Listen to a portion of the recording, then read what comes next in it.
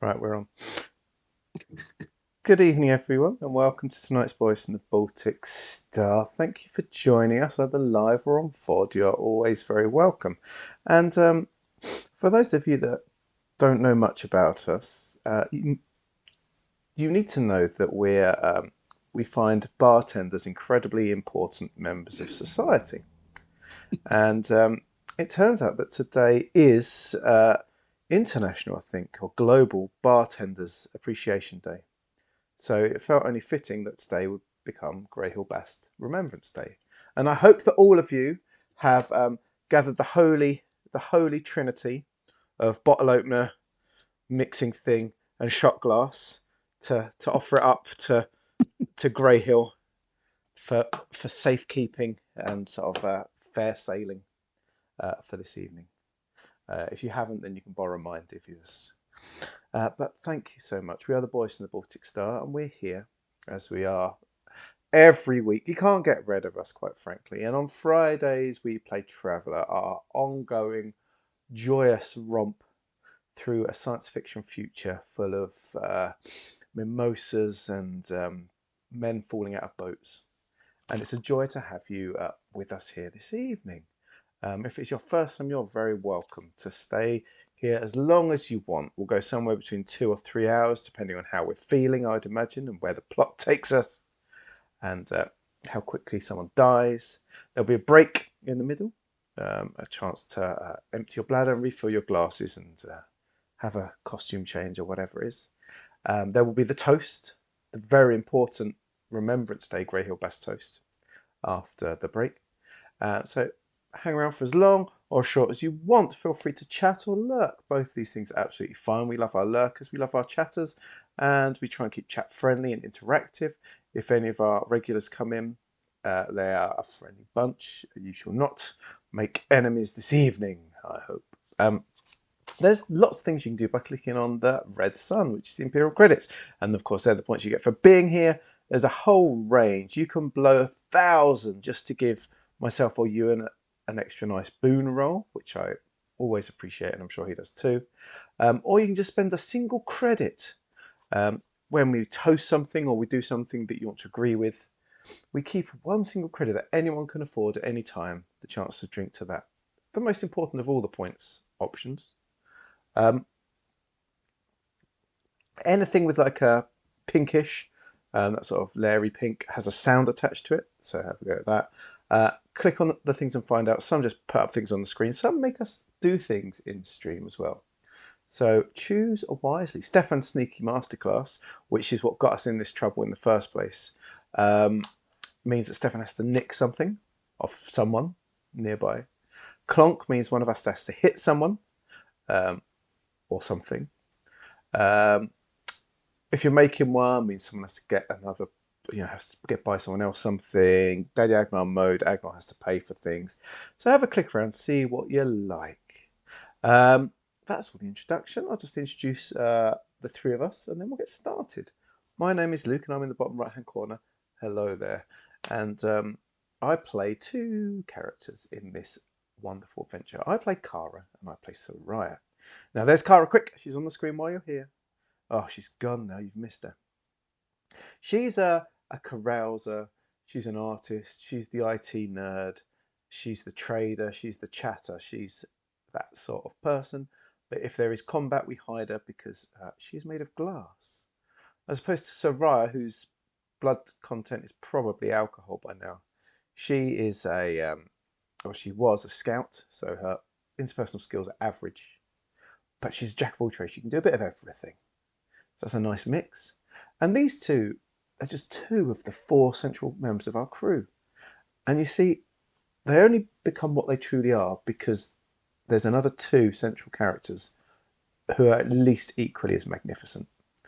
And they are run and played by the housewife's favourite, my brother from another mother. There he is up at the top. It's Ewan. Good evening, Ewan. How are you? Hey, look, I'm doing very well, thanks.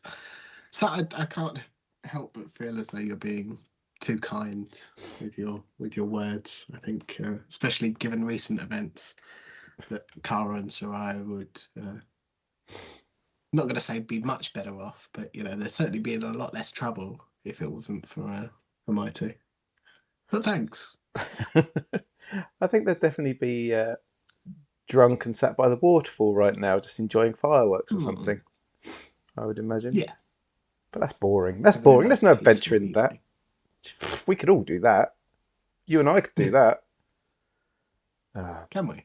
Right, there, shall we? Right. Anyway, that's all for tonight. Thank you very much for joining us. So, who are these two, anyway, Ewan? Who are these two wonderful folk? A very good question. I play Agnar Olsen, who is a Varga, floofy wolfman, former military general, come medic, I forget let's check the gun types now. Slug combat, bit of energy combat, military tactician. And I also play Stepan Miller, the cause of all our troubles at the minute, certainly. The reason why we drink.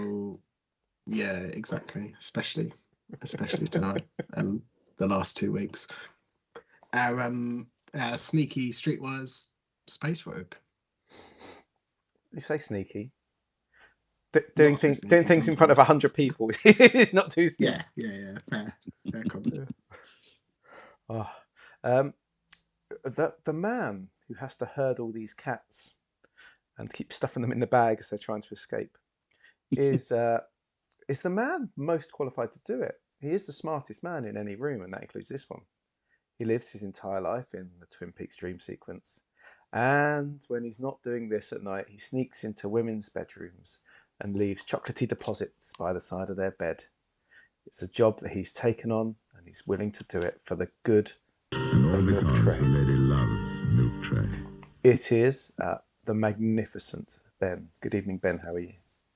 I'm very well, thank you. Very well. Good. Looking forward to this tonight.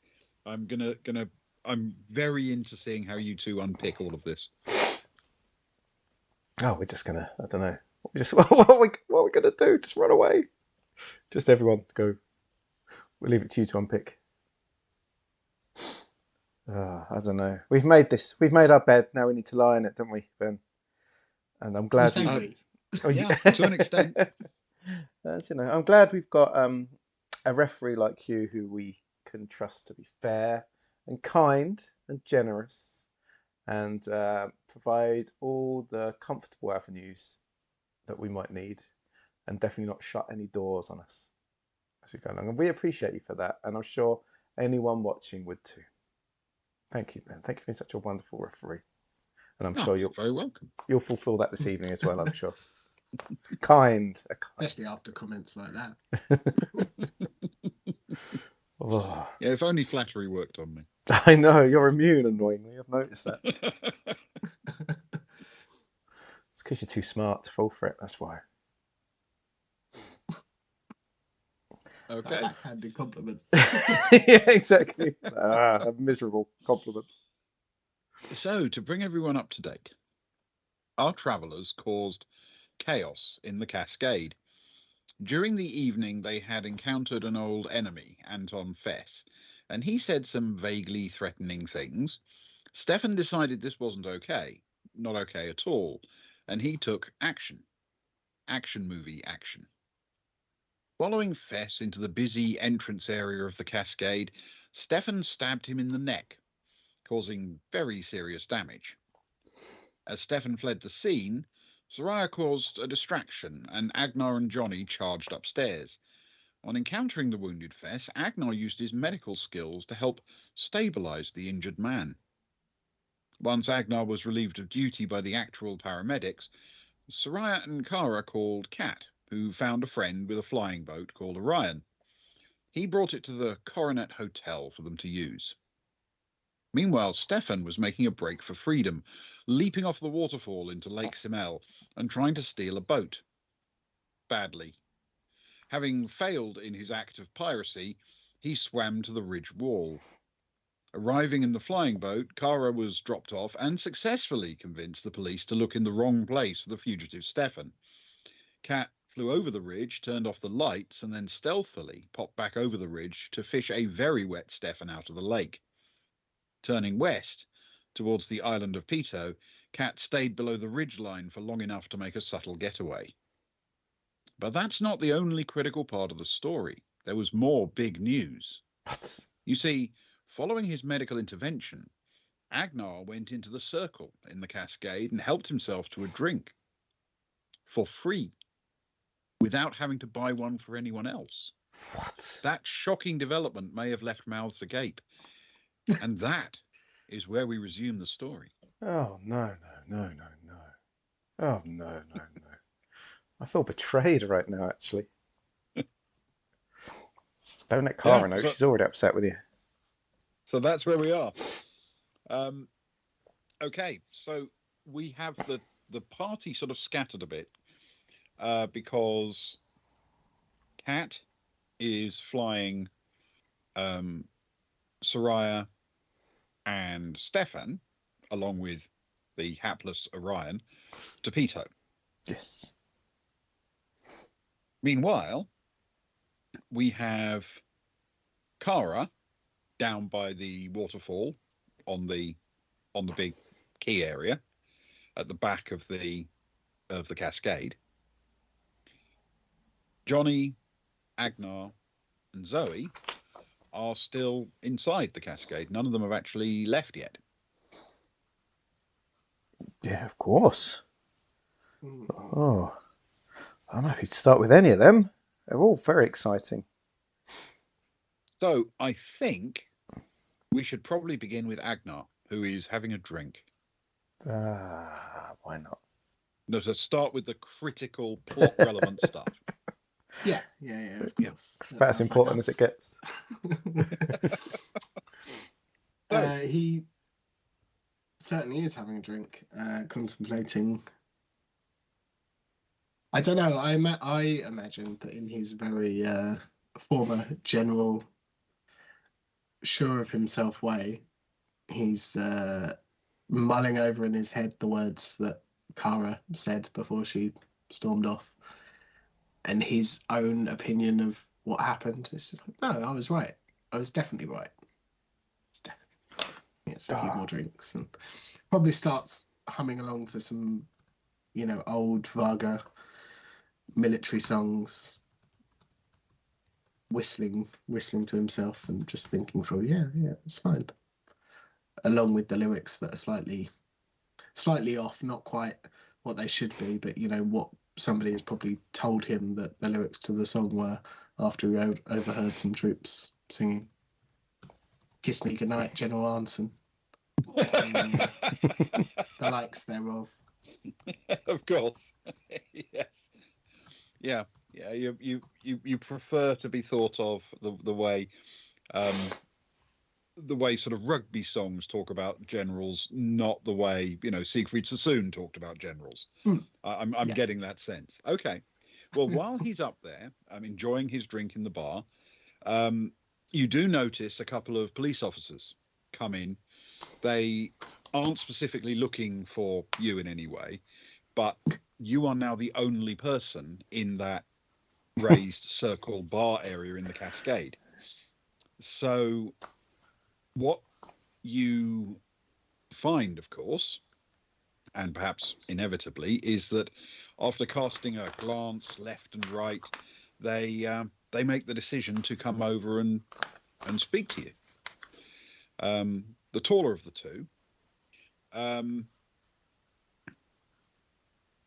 approaches, stands in front where you're sort of sitting fairly relaxed, right by the bar where you literally just served yourself a drink, and walks over. Evening, sir. Good evening. How can I help, officer? Well, we're in the process of helping the staff at the Cascade evacuate the building. This area is now a crime scene, sir. My apologies. He'll look around. Which is there an exit to use? A preferred exit to use? If you're willing to head down the stairs to the south side of this, and then loop round behind yourself and out through the emergency exit, we'd very much appreciate that route, please. If you head the other way out towards the main entrance, I'm afraid you'll be potentially walking over evidence. I certainly wouldn't want to do that. Although it should be, I suppose, in the interest of complete honesty, I potentially have been in direct contact with the crime scene. I administered some first aid to the poor man. Oh, Grits his teeth a little bit. I see. He thinks for a second and then he says, do you think we could get a DNA sample so as to eliminate you from any further inquiries? Yeah. Yes, of course. What's your preferred method? He reaches into his pouch and pulls out a small sort of police evidence kit. This isn't a heavy duty thing. This is just some emergency stuff, but it does include a few evidence bags, a couple of fold out marker points for photographing things and getting scales for them, and a couple of devices with basically a sort of tube with a pre-built-in stick that you can poke up through the bottom of it. He says, if you wouldn't mind opening your mouth, I'll take a swab. When you said poke up through the bottom, I was worried for a minute there, Ben. Like you offered it. He opens he opens his mouth. So he's sort of holding it in front of Agnar's large and impressive jaw, it has to be said, being a Varga. So are you happy to let him? I mean, Agnar very much is so. The way in which you ask that question makes me, Ewan, wonder whether I should be. But yes. Okay. So you open your mouth and he just quickly rubs it against the inside of the cheek before retracting the stick part of it, folding the lid over, and putting it in his pouch. He says, "Thank you very much, sir. Now, if you wouldn't mind leaving, we're closing this whole establishment down for the night." Yes, of course. And he absent-mindedly picks up the downs his glass and picks up the bottle that's next to it and heads down the stairs.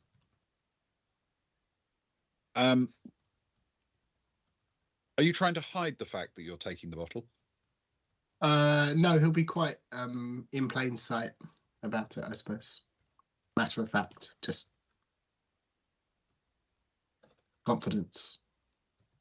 Okay, so the officer says, "Excuse me, sir, is that bottle yours?" Well, it's the bottle I was drinking from. Yes. Do you think I should I leave it? Can you roll a persuade for me with social? Oh, yeah, I suppose. Oh no, persuade is the thing that I was bad at. Working towards. That is an 8 +2 from social, but -3, so that's a 7. Okay. He thinks about it for a second and then he kind of shrugs and says, "Sure. Enjoy your evening, sir." Thank you kindly. And he'll turn and take to his heels. Not quickly, but he'll walk out. Okay. As you head downstairs, you find that you are pretty much alone downstairs as well. There are a couple of people still loitering around, but they too are kind of trying to grab a sneaky bottle from behind the bar before they scarper through the emergency exit. They're not really planning to stay. The waterfall is still, you can hear it and see it moving at the other end where it falls into the lake, and it's doing its usual flowing trick rather than its frozen trick. But it's getting to the point where it should freeze any second, and it hasn't happened yet. If you follow the directions and head out, you'll find yourself going through an emergency exit, and from there, essentially, you can only turn left and then walk down the side of the cascade, down a little alleyway between two buildings. At the far end of that, there is a security guard standing by a gate, an entrance gate, but it's intended only to be used as an exit gate. And the only reason there's a person standing there, as we've discussed before, is so that someone can't get in and then open the side gate for others. Oh, it's a classic trick. So he stands there and sees you coming, pushes the gate open without even really paying attention to you. On the approach, I suppose Agnar will just make sure he's got the bottle in the hand that's on the opposite side to the security. Oh, thank you. Fair enough. If the guy spots the bottle, he doesn't make an issue of it. The evening is not exactly a typical evening. No. As you get out onto the street, you can see that there are several vehicles parked in front of the cascade. Police vehicles and emergency ambulance and paramedic vehicles. There is a lot of activity around the back of one of the paramedic vehicles where they seem to be working on a very badly injured person. But from where you are, you couldn't identify them. Agnar thinks back to the thoughts in his head and the conversation and the events of the last, I suppose, in real life, half hour. Is that the kind of time frame we're talking? And take a big swig from the bottle, and he'll just walk around the back of the ambulance just to try and get a general gauge of where things are medically from his point of view, I guess. From his experience. All right. As you walk around, can you roll a medic check, please, for me with intellect? Yes. Actually, make that education. 10, I'm sorry. That's all right. Medic plus edge. A 10 plus 5 is a 15. Okay. As you walk past, first of all, you are acknowledged by a couple of the paramedics who remember you from the bar. But glancing down, you very quickly catch a glimpse of everything that's going on. You can hear the language that the paramedics are using. They're pretty confident that Fess, who is indeed the injured person, is stable. He is being treated, and they will be taking him to hospital shortly. But they're pretty confident he's going to make it and should make a full recovery. There's no panic about it. This is all just getting him ready for transport so that they have a bit of space to work before they put him in the vehicle.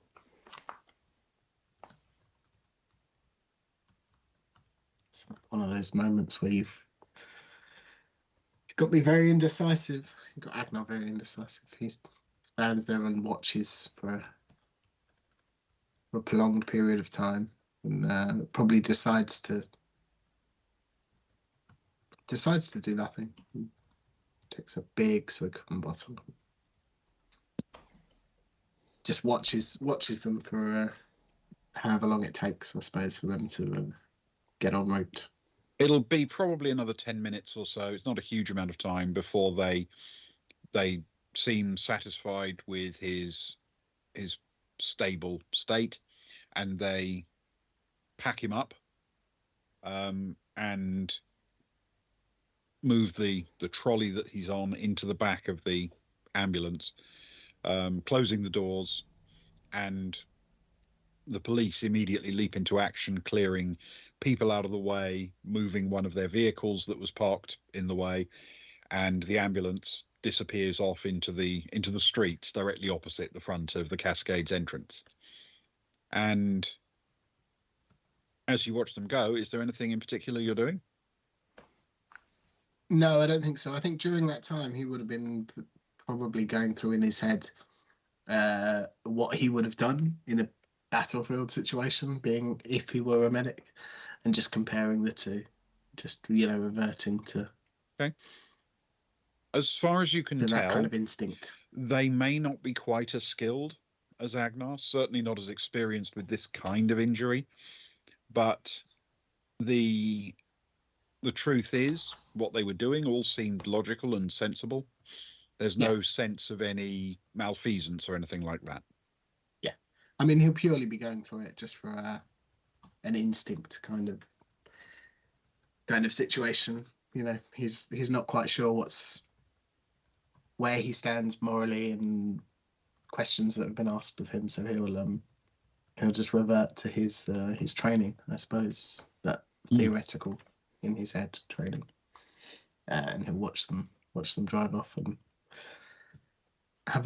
take a look around and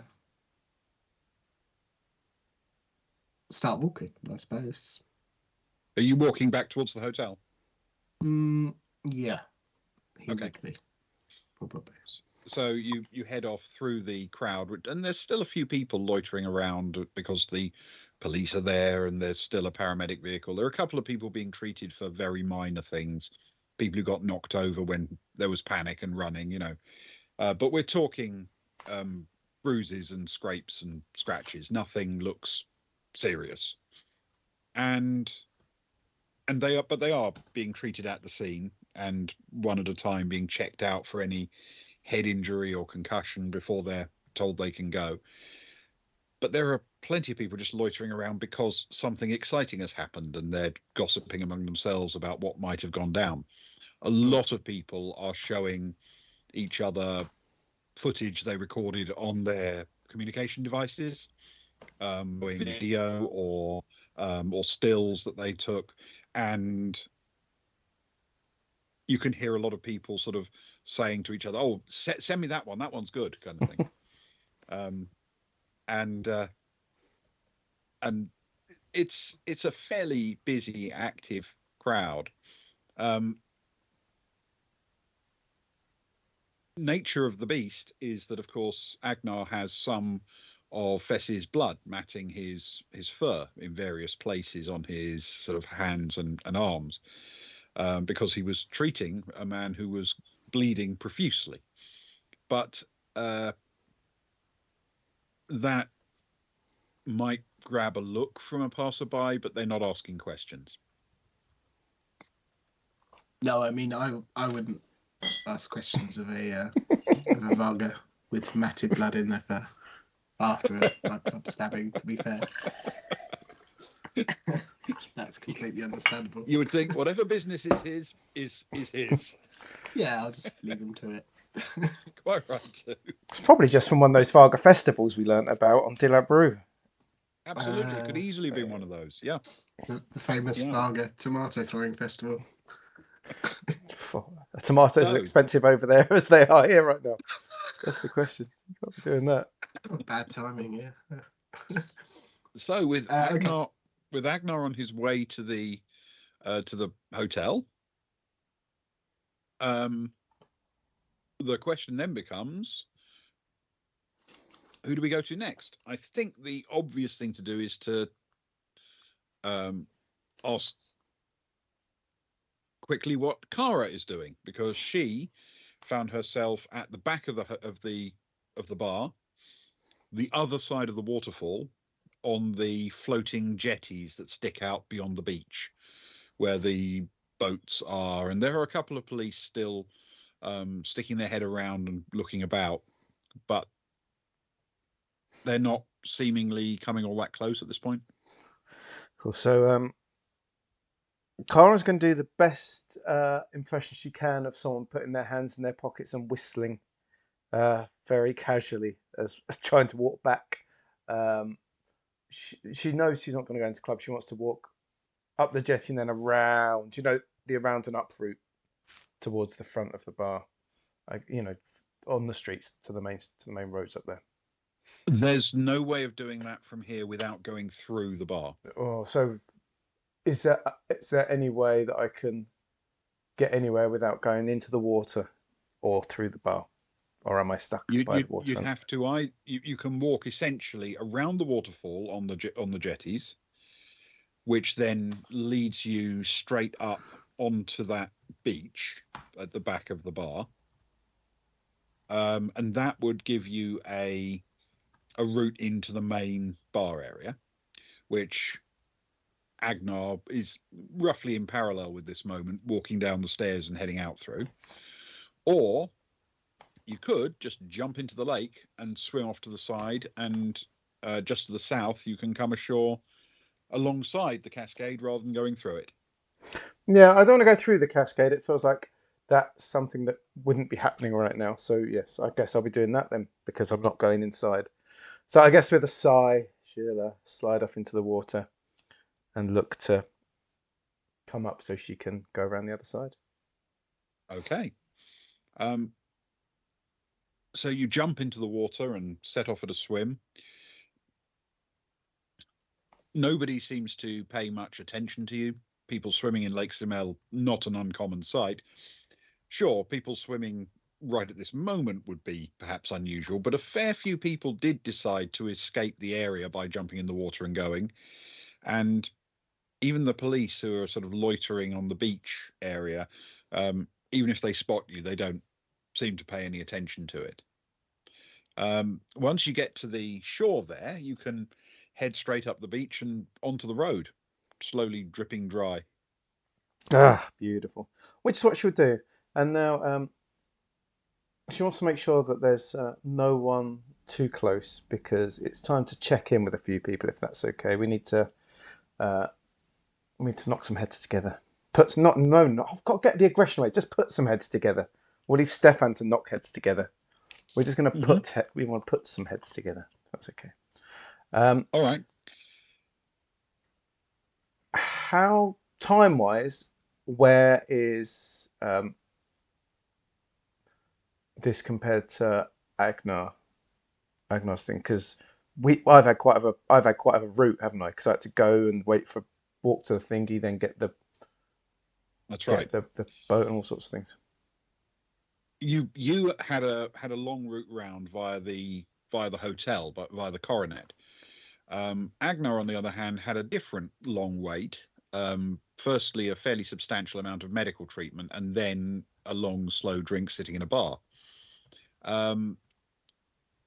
You would probably be a matter of moments behind him reaching the street. And you would be on the same side of the cascade when you come out, but not actually able to see the front of it because the cascade is set back right against the shore, whereas the bit that you were heading up leads you a little bit further inland. The roads don't quite line up. You are, however, on the road you would normally take to walk straight to the hotel. So if you were to go up there and turn right, you could walk straight towards the Coronet, and you would be a matter of a few minutes behind Agnar. Cool. But that's the routes. My plan at the end of the last session anyway was to get up and start heading back to the hotel while trying to call people. So that's the route she'll take. And as I do, I'd like to try and call. It would be Agnar first through choice. And I guess it's up to you guys whether I get through to him at that point. Well, if it rings, he can answer it. Agnar?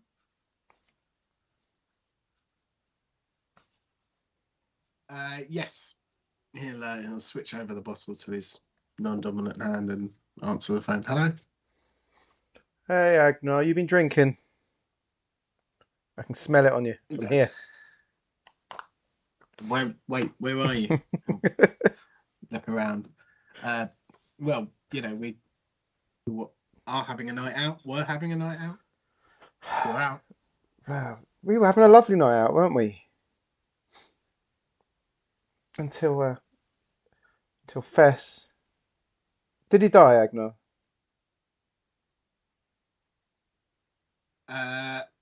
Last I saw, he was in the back of an ambulance on the way to hospital. I think he's going to be all right. How do you feel about that, Agnar?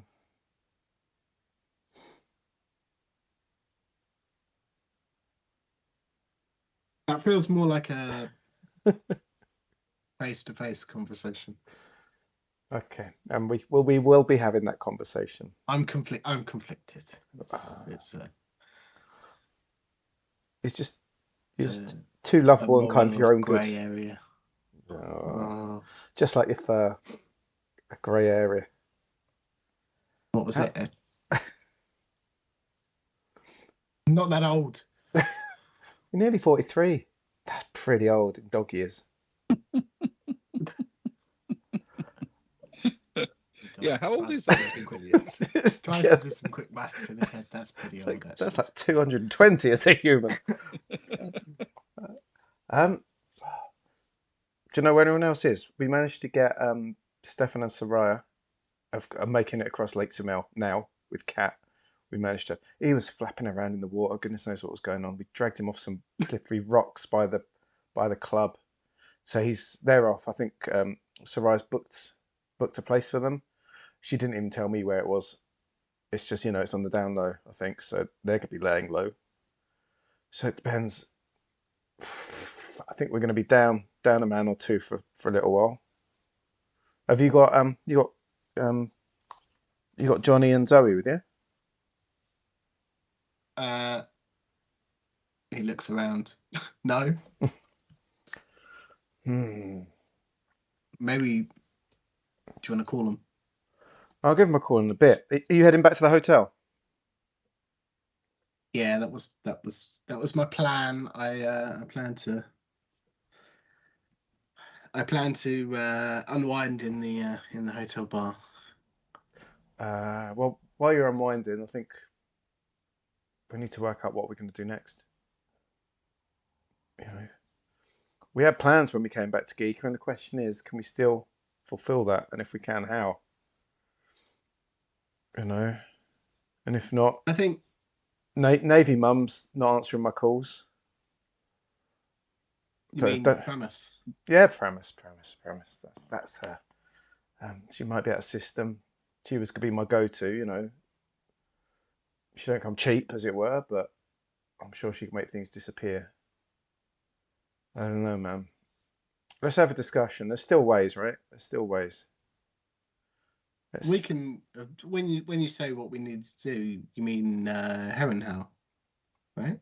Or did you have other plans? Did we have other plans? Well, as much as I'd love your romantic date with Sharp to still go ahead in the morning, I've got a feeling that might be a bit more difficult now. It still could. I guess. What happens when you try and jokingly set me up with people that we've met on a couple of space cruises. But you two are so good together.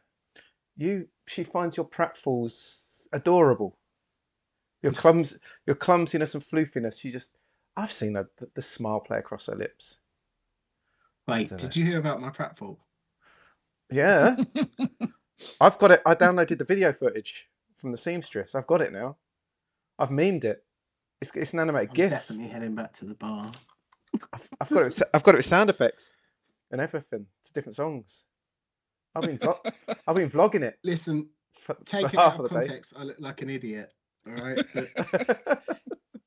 In its situational place, it was a good move. I feel it bought you some time. Yep, and now it's getting me subscribers. It's win-win. Can you imagine how many subscribers do you get for a former military general falling into a hot tub screaming, "I can't swim"? I got 20. Is it a lot? I got 27 new subscribers today. I'm telling you, that is making it, mate. That is making it. I was hoping for at least 27,000. I'm going to be honest. Wow. We can always like, I don't know. You can always react to it. We can do a video of you reacting to it, and then while you react to it, you fall into a pool. While reacting to you falling into a pool, that'd be good. That'd be worth It's a few. nice. It's nice to know what my humilities were. That is true. Anyway, look, I'm getting close. I don't know. You might be even closer than me. Let's get up there. Lock the doors. Get some drinking done, and yeah, and pick over the bones of today's events, I guess. All right. Are we okay?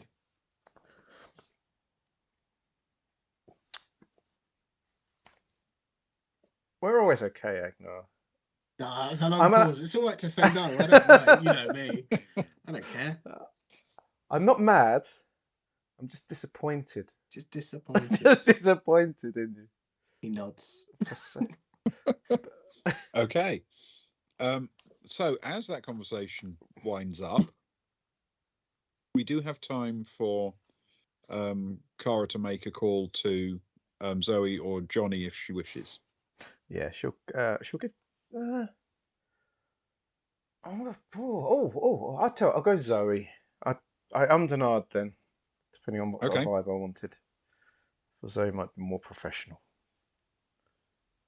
Hey there. Hey Zozo, how are you? Not too bad, not too bad. So, that escalated quickly. I know, right? I don't know if you heard. Agnar saved his life.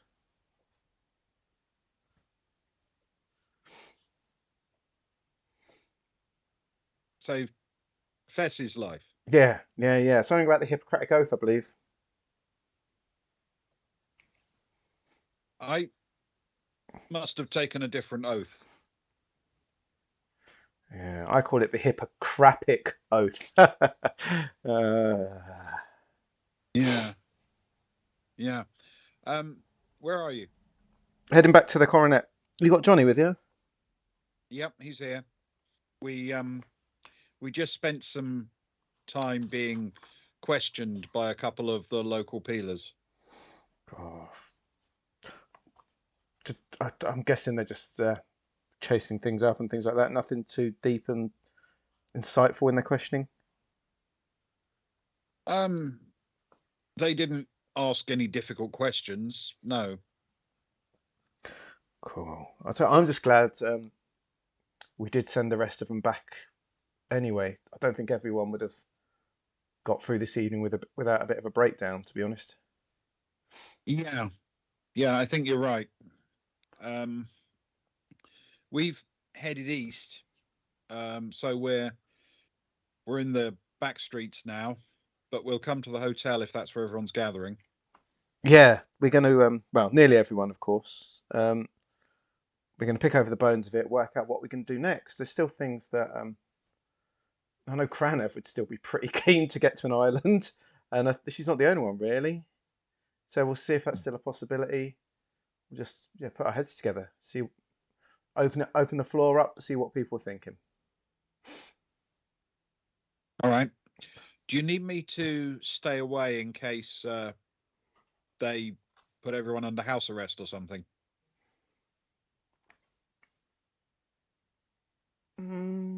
Sorry, say that again. You just messaged me. It just vibrated in my ear. Sorry. I'm so sorry. That's all right. It was a good question. Do you need me to stay away from the hotel in case they put it on lockdown, put everyone under house arrest? How about leave it an hour? We'll still be up. We ain't going to go to sleep anytime soon. Leave it an hour, see what happens, and then you're sort of the eyes from the outside. All right. And then we'll communicate. I'll get Johnny back, and then I'll find a place to lurk. Cool. Sounds perfect. See you soon. Hopefully, keep in touch. Yep. See you soon. And as that call ends, let's relocate our attention to where Stefan, absolutely soaking wet still, is feeling a bit sorry for himself and sitting on a seat in a small private flying boat, piloted by Kat, with her friend of a friend, Orion, sitting next to her and looking quite wide-eyed and startled at the moment, with Soraya in the cabin as well.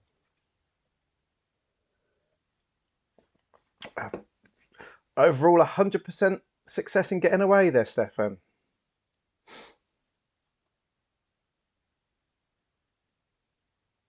Stefan looks very dejected. That kind of self-pity, I suppose. Just looks up at Soraya and just says, I'm sorry. You know, you stabbed a very well-known and respected guy in a nightclub in front of like 100 people, right? That's what I'm apologising for. I mean, respected is a push, but certainly well known. Sarai wordlessly just shuffles up to him and puts her arm around him. Says, "Thank you, thank you." I was terrified for a moment there. I have no idea what he was going to do to me because I was feeling like I might have, I don't know, ended his career or something. He had fire in his eyes. He looks like proper scary. And thank you. I know it was you made that instant decision, and I'm so glad you did. Stefan kind of half fetal position, leans into it, feeling sorry for himself, and just says, "What did you do to him? Why was he following you?" So there was this. He reached around on the floor for this little chip, and he picked it up, and I think he was about to hand it to some nerdy boat guys. Not the team I like. The other lot. I don't. The rest will sort of blur together, to be honest. But he was about to give him the chip, and I just shouted that he'd nicked it out of someone's pocket. He'd stolen it off the guy. I stood up quite loud. I stood up quite loud and pointed, and they didn't look very happy. And then he looked shocked, and then that look he gets in his face where he has that controlled, that fixed smile, but something flicks behind his eyes. He had that thing. Yeah. And then he saw me, and I'd started walking, so I just kept on walking, and I could feel him moving after me. Stefan kind of bolts quite upright at this point and looks at her and says, he's going to be seriously pissed when he comes around. Well, not just because of the whole stabbing him thing, but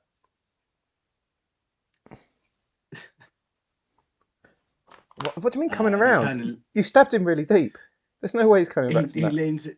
He leans in a little bit closer and he says, if he wakes up, I gave him that. I stole the chip and I gave it to him, and he went to go give it back, and you called him out on it. That now makes it feel like I've set him up. We've set him up. He's not going to be happy, surely. I guess, to be honest, given the opportunity, I'd have probably set him up anyway. So is this a happy accident? It doesn't feel like a happy accident right now. Are we going to laugh about this when we're old and grey like Agnar? I hope we get the chance all those to get years. As old as Agnar. Got a long way to catch up. Not at the same time. Indeed. Well, he'll always be older than us, at least. I don't know, man. I mean, I was hoping for it anyway, but let's just hope he doesn't pull through, I guess. Let's hope not. That would make things easier. Let's put it that way. If it was me, right, I'd feel like I was being set up. That said, if he doesn't pull and I'm through... not the smartest man in what is this shuttle? But well, you did drop out of college very quickly. But you got the other smarts, Stefan. You've normally got such street smarts. But if he doesn't pull through, like 100 people saw you stab the guy. I think your face is on every camera in the place. You'll probably be on billboards within an hour. Let's be honest, we've been banned from Earth Park anyway, so we're not really going to come back here, are we? I like Giikur's the home of my favourite teams. The geeks are No, here. What am I supposed to do about my we'll beloved geeks? we'll just catch the away games. The Giikur Is Export that a thing? Consortium are here. That's my team, isn't it? The Gex. The Gex and the Geeks. your favourite Pelago. Yeah. Oh yeah, both of them. The Gex and the Geeks. Well, you can come back. Yeah, well, I don't know. I'll just wait in orbit. That's so kind of you. I'll tell you what. You don't have to wait in orbit now, though. I've found us a place. I booked a dive hotel. It's I didn't know what to do. I just knew I needed to get you off the street. Needed to get you somewhere. And it's in Pito, and it's perfect. There's no view. There's like no windows. No one's going there because you can't see the Pelago race. Basic. There's no bars, but that's we just get drinks in. There's no lounge, nothing. It's cheap. It's like no questions asked kind of place. Cat's gonna drop us off. We'll keep our heads down. We'll get there. We'll lie low, and we'll see what we can do. Yeah. Stefan is. I like to think Stefan's immediately brought back to at least one time where this has happened before. That Soraya's found a lie low place for them after he's done something a bit silly. Luke might have other ideas in his mind, but he just offers her a fist bump and say, "Thanks." And she fist bumps back. I got you, boo. I got you. Go on. Cat, we're nearly to the shore. Have you got a place you can put us down? Somewhere not too obvious, I guess. Well, let's find out. So as Kat goes in, she's going to do a quick check to find out if there's a good spot to land on Pito. Pretty healthy. She knows of a place, not too far from the hotel. It's the kind of place that people will sometimes fly in a private car, and she reckons there's space for it that time of night. And as she brings it over the top, she's now, remember, got all the landing lights on and everything else. It doesn't look particularly surprising or suspicious, and she's going to try to land the craft. Okay. Her hands are shaking a little bit. It's not as smooth and as subtle as some of her landings that you've seen. In fact, most of her landings have been not just good, but very classy and stylish. This one, maybe the adrenaline is making her fingers tremble a little bit. It's just a bit more routine. You'd expect that kind of landing from a bus driver, not an artist at the controls. And but she gets it down safely and turns around and says to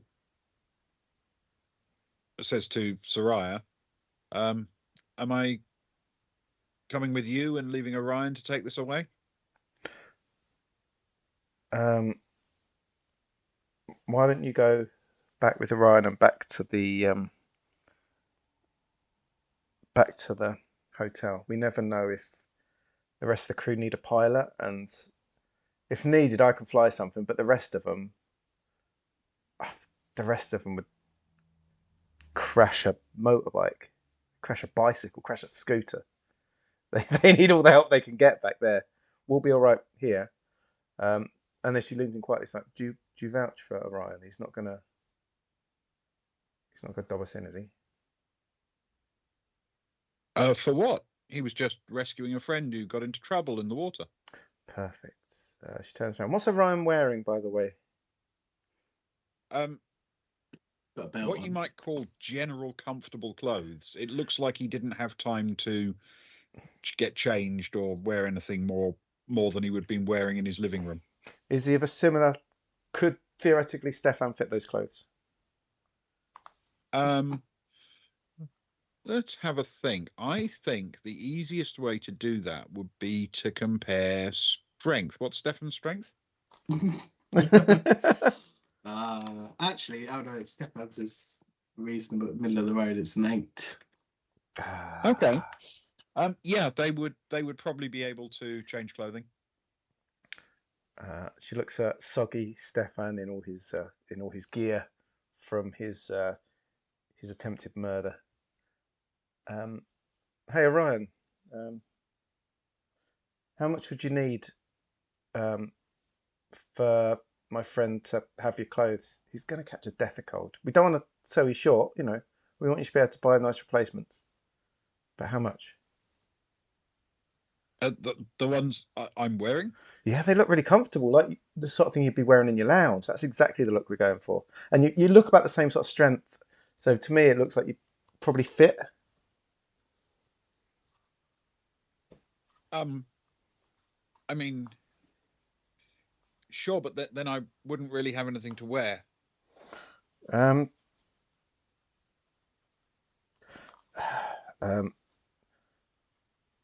she pulls off her green.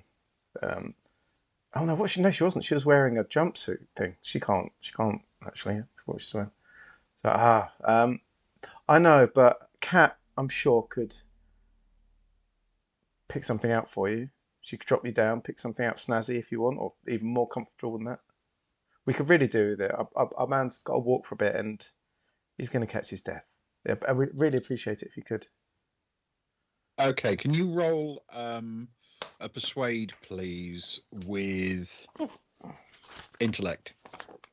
Stefan will be doing his best shivering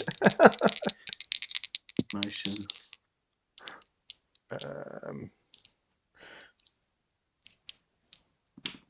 Okay, that's a 7 plus 1 for persuade and 1 for intellect. So that's a 9.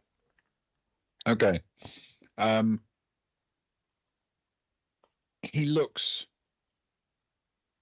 wildly unconvinced, and then he says, I don't want to give up my clothes. I'm sorry. I don't really want any part of this. Oh, Orion, I'm sorry, we didn't want to drag you into this. If you don't feel comfortable to do so, I'm sure my boy can shiver his way.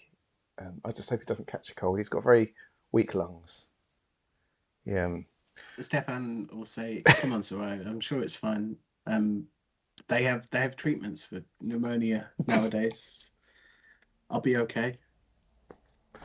I hope so. It won't be your first pneumonia you've had. I worry that the fourth one might be the one that finishes you off.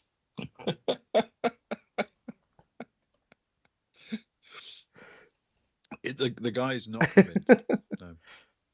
Bad. Come on.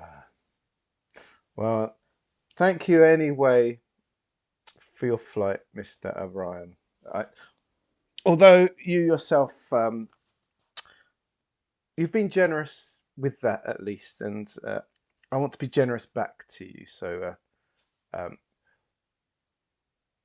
no, I want to show that I can be generous. It's nice to be generous, isn't it? Generosity is a good thing. And she taps him 2,000 credits, please, which I know is a lot, but I'm being generous. Okay.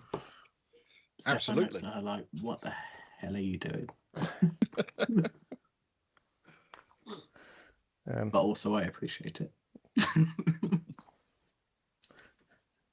Okay, now go back to your lounge in your lovely warm clothes and enjoy your warmth and your comfort, and try not to give too much thought to my poor friend. Yeah. He nods. He's looking a bit startled still.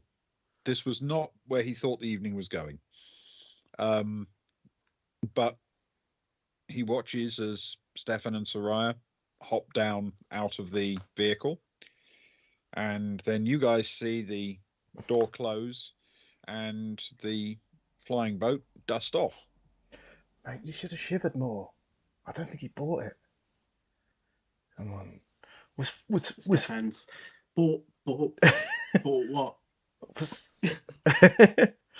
Come on, we need to get you. We need to get you inside. We need to get you put in there, and then I'll go out and grab some bits for us.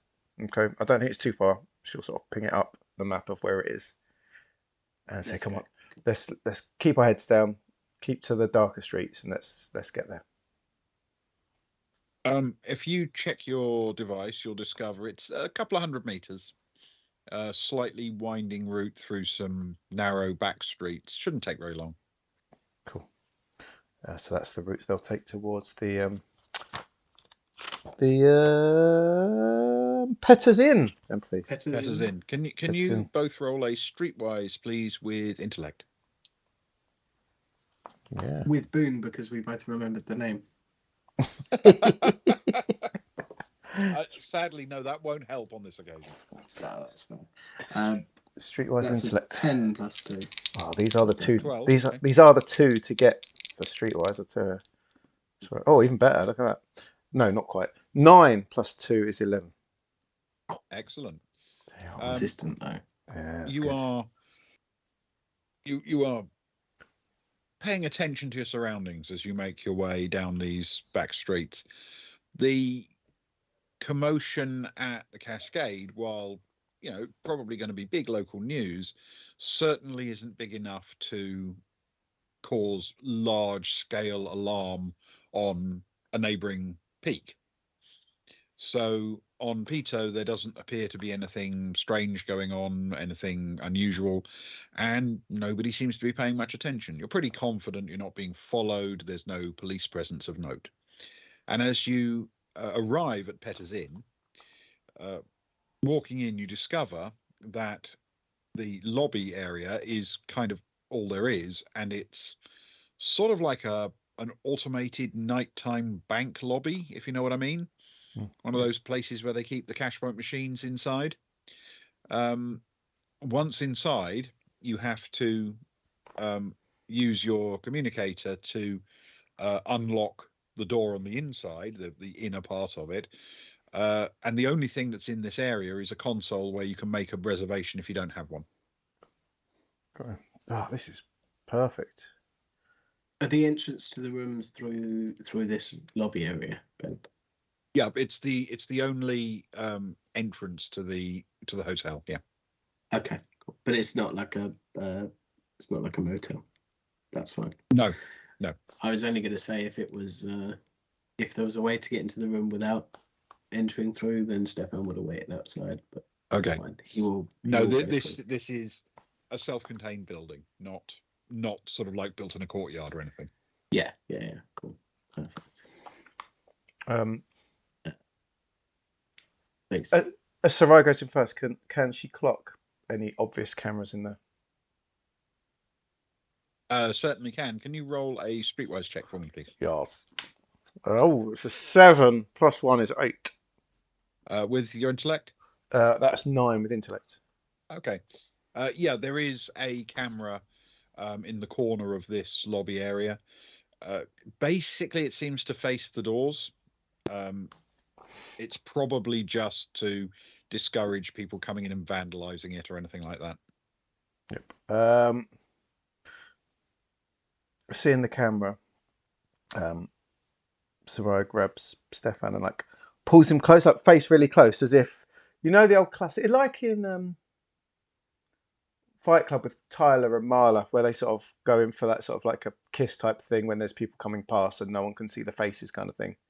Yep. She'll pull him in close, foreheads touching, and sort of whisper to him, "There's a camera behind, just play along," and wraps her arms around him, still forehead to forehead, and drags him over, trying to hide his face as best as possible, sort of reaching, as if she's sort of trying to reach the thing to scan it with her device to get through. Yep. Okay, I'm going to ask that you do a stealth check with dexterity, please. Oh no! Oh, at least we got. Are we both doing that? Yes, both of you. Can Stefan do all the dexterity part? Any somersaults in that?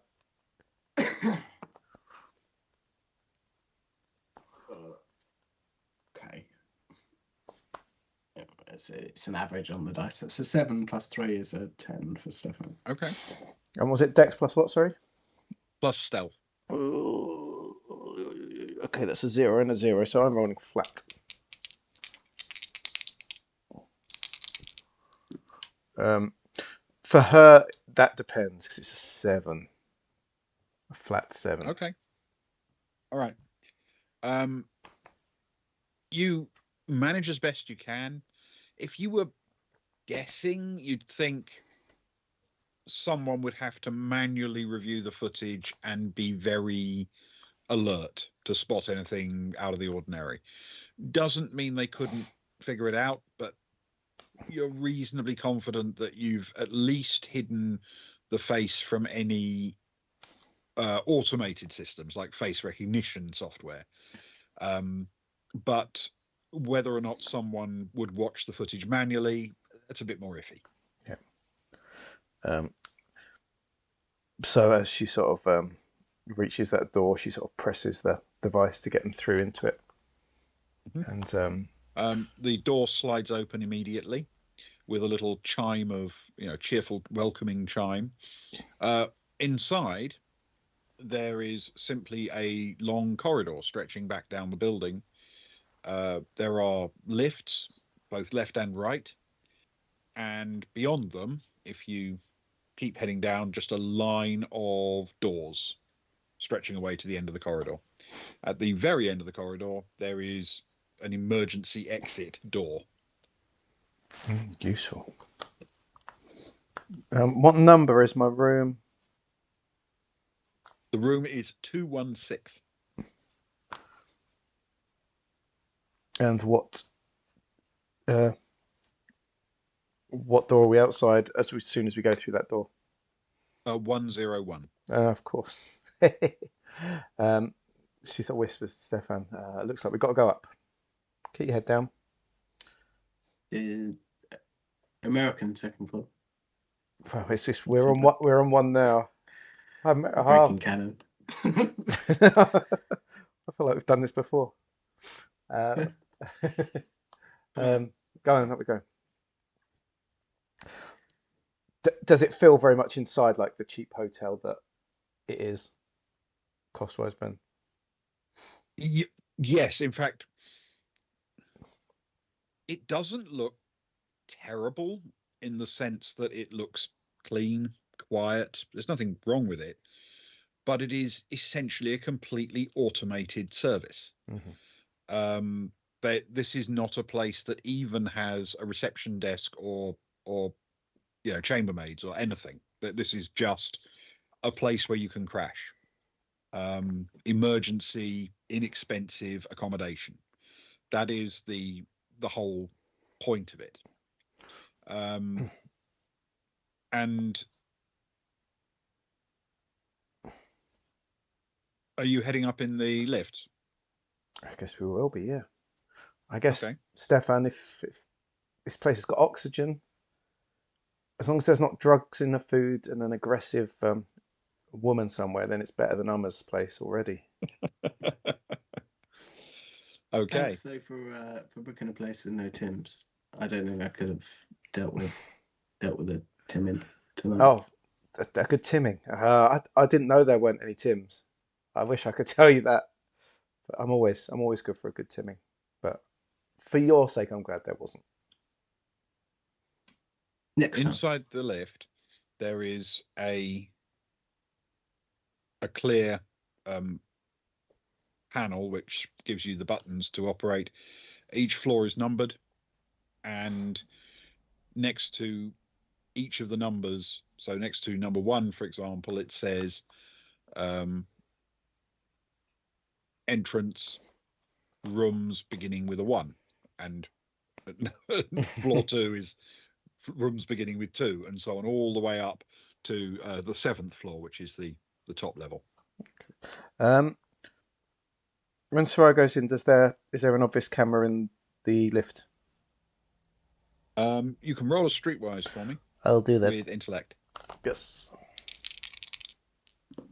Oh, that's the best one. I feel it might be wasted. 11 plus 2 is 13. Okay. a quick glance around suggests that not only is there not a camera, but there really doesn't seem to be anywhere logical you'd put one. Mm.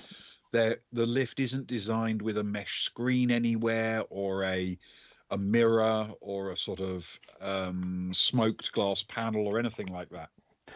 I guess if there's only one way in, because I'm guessing the fire escape's only out, so one way in, they're going to catch everyone they need to see, aren't they? So, okay. And she presses the button for rooms with 2 at the start. Okay. The doors close, and a couple of seconds later open again, and you can step out onto floor 2. Okay, and we'll look for 216, please. 216 is essentially almost at the far end. There are roughly 20 rooms on each level, and the numbering alternates all the way down. So 216 is just a few doors shy of the very end. Sarah nods at the fire escape to Stefan. So yeah, it's not a bad room. Yeah, it's close. Just in case. Yeah, for sure. Okay. Better 2 Each than of the 7. doors just has a panel beside it that you can again use your credentials to open on your own device.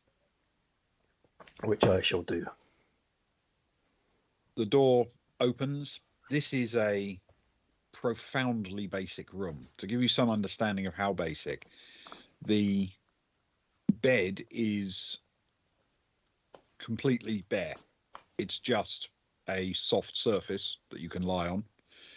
There is a fresher in off to one side, next to the entranceway, basically next to the door in. But it's like a wet room. There don't appear to be any complementary toiletries. Lighting appears to be recessed into fixed flat panels in the ceilings. Mm-hmm. There is a chair and a table and a fairly substantial sleeping surface, but there doesn't appear to be anything in the way of bedclothes or anything like that on the bed. There's no towels. There's nothing. There isn't even a window. Nothing at all.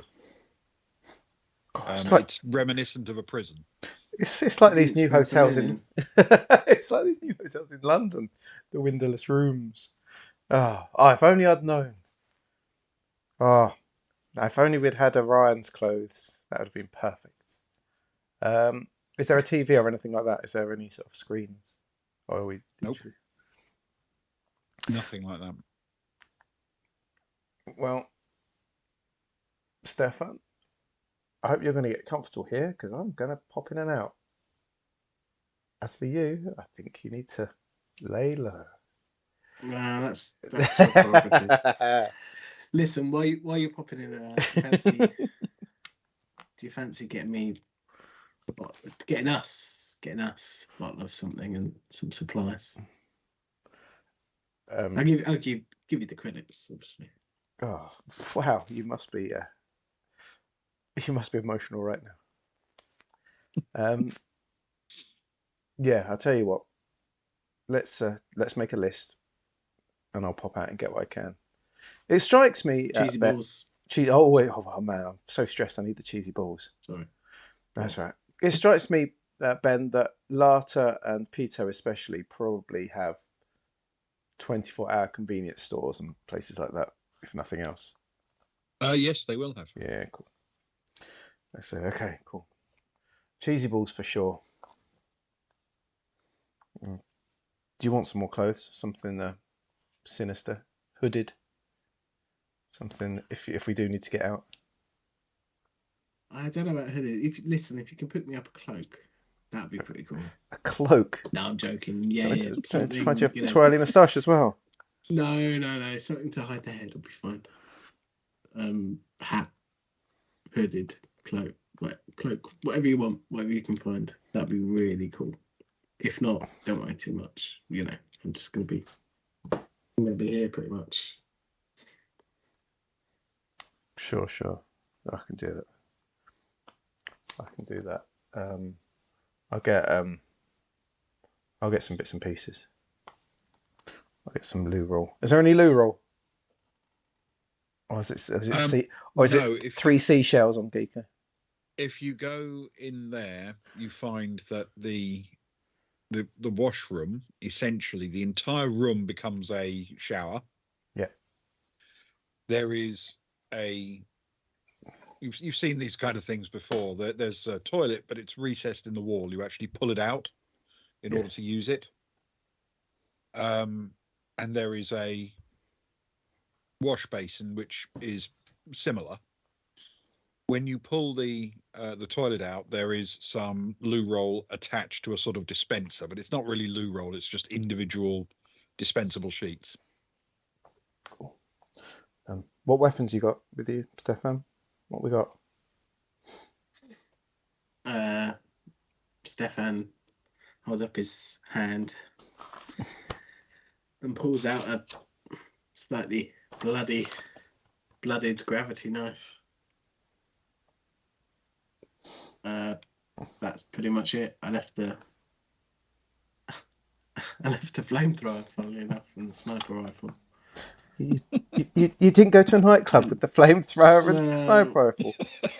What's wrong with you? To be honest. There's probably a sign in the nightclub saying no flamethrowers, sniper rifles, grenade launchers, and ballistic missile systems. You'd hope. Yeah. No. Listen, next time. But yeah, I got a knife. I got my my laser pistol.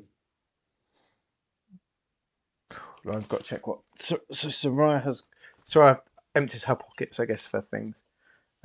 She gave her Gauss pistol to Johnny. She did. Which means. Sorry, go on. Which means she's got that rather dangerous Lara pistol. Mm-hmm. Which is a flechette pistol. Flechette pistol. That's for emergencies. Let's face it. Oh, I've got a laser pistol, but I don't know if she's. Oh, she can fire that, and a really average laser pistol, and that's it. Ugh, rubbish. And then she reaches deeper, and she sort of grins at Stefan, and pulls out a few grenades, and rolls them onto the table in front of him. We're going to be all right. We're going to be all right, Stefan. We're going to be all right. I'm always prepared. You are. It's funny you should mention that because I forgot I've got these, and he holds up both his hands that have the knuckle blasters on, because that was I definitely mentioned something about knuckle blasters last game. Mm-hmm. Yes, you did. He's definitely got knuckle. So he's got the knuckle blasters and the knife. Trying to not activate them, I think, was the out of game thing I brought up. That's right. Yep. Fantastic. Oh, we're going to be absolutely fine. And she sort of put us around inside. She sort of opens the inside of her jumpsuit, the jumpsuit which Stefan was so rude about when she was very pleased that she was looking quite cool and sexy, but in good way as well. And underneath, of course, is that slightly ill-fitting suit, the chameleon suit. And she reaches inside the pocket and she pulls out the signed hollow card of the famous buckyball player, the von Cotswold, and she gives it a little kiss. Achilles von Cotswold, yes. She gives it a little kiss and puts it back inside. She's like, at least that's safe. Things are looking up. Pull out a deck of playing cards. Then that could have really killed some time. Well, I could always go and steal Agnar's new wooden board, but I think Kara would kill me. I think she might. Okay, I'll head out. I've got a list of stuff. I'll go get some stuff. You lay low. Take this. Thank you very much.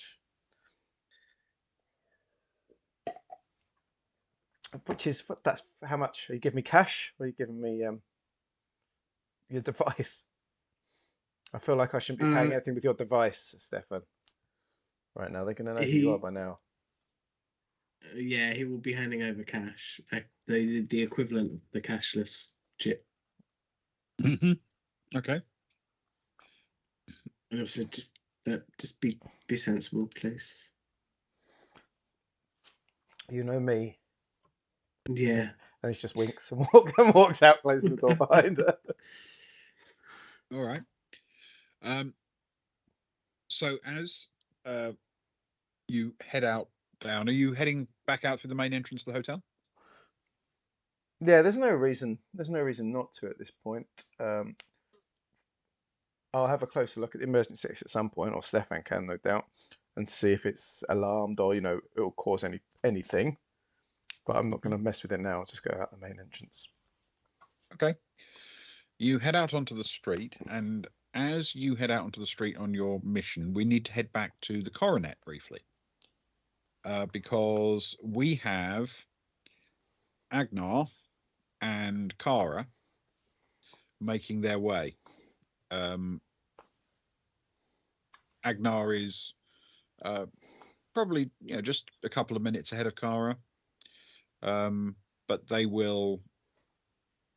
they're in communication with each other, so they can arrive together or separately, and in whichever order they prefer. Carver will see his big floofy head at 50, 60 meters ahead, and she'll run to catch up with him. Hey. Hi.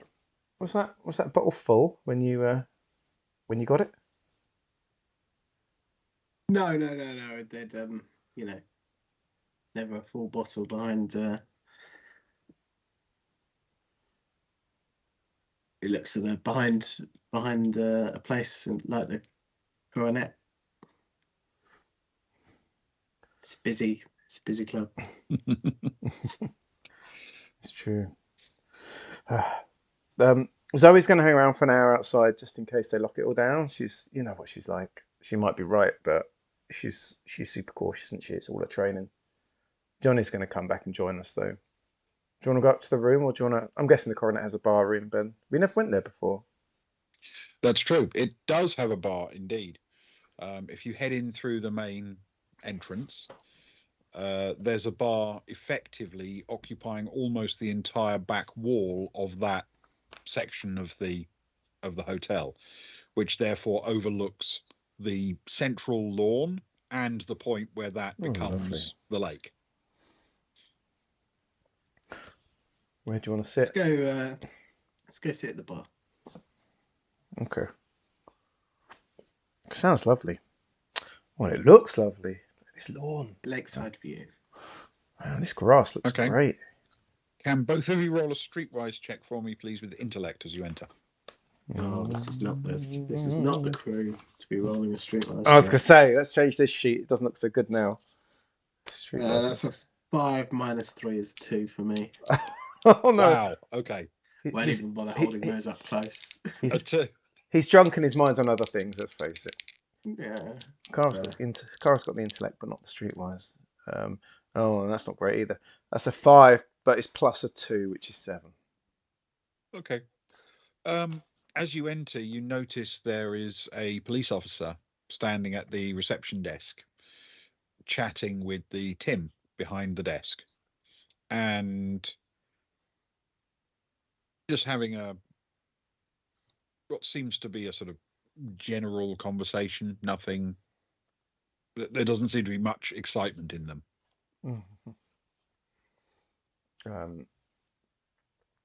Cara clocks it, but purposefully ignores it, I guess, at that point. And just keeps walking through, sort of looking to see if Agnar's doing the same on it. He will. Sorry. Yeah. With his role, he's largely oblivious anyway. Okay. He's just thinking, bar. He'll hurry through to the bar. Okay. So you settle into the bar. There is a Tim there, of course, happy to serve you drinks. Oh. Tim. Yes, sir. Good day. I'll have a. What's your whiskey selection like? We have some technical whiskies, locally produced and from around the sector. We have some quite good Rockthol, and we have some liqueur type sweeter drinks.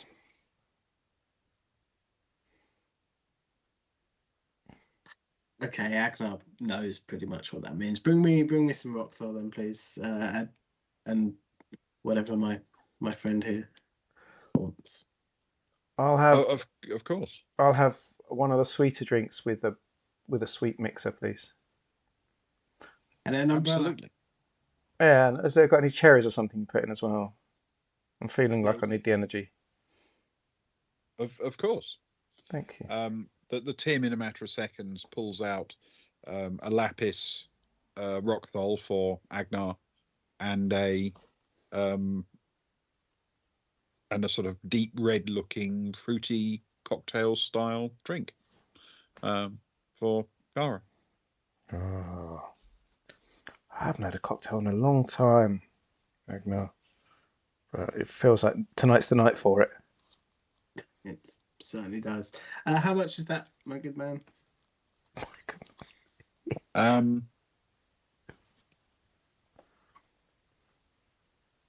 That's 15. 15. Wonderful. Here, take 20. Oh, thank you. It's Very been generous, sir. It's been a long night. Keep them coming. I will indeed, sir. And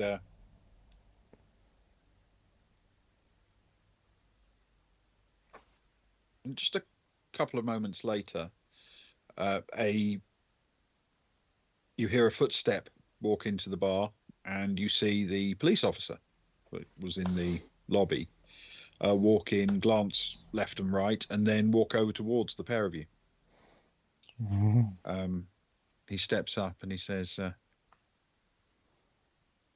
"Hello. I'm hoping I have the right people. He sort of checks his communicator on his wrist and he says, I'm looking for a Stefan Miller and a Soraya Kansari. I don't suppose you know those people, do you?" You've very much not got the right people. My name is Agnar Arnson, and this is Kara Laska. Ah, I was told you did know them.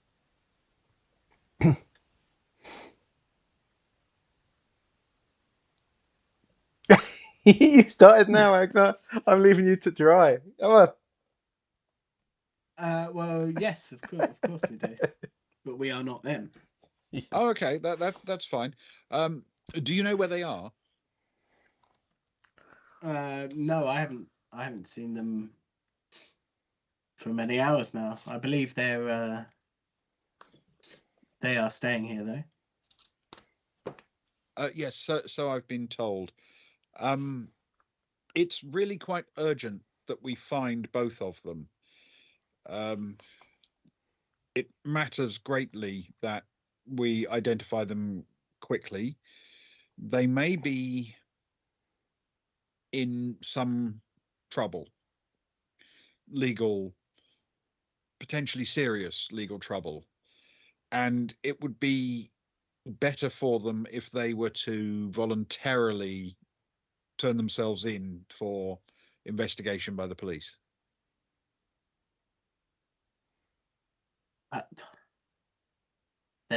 This is shocking. He looks at Kara. Kara's just slurping on the very sweet cocktail. Like, it's really sweet. What are they in danger? It's just important we speak to them, and quite urgently. There is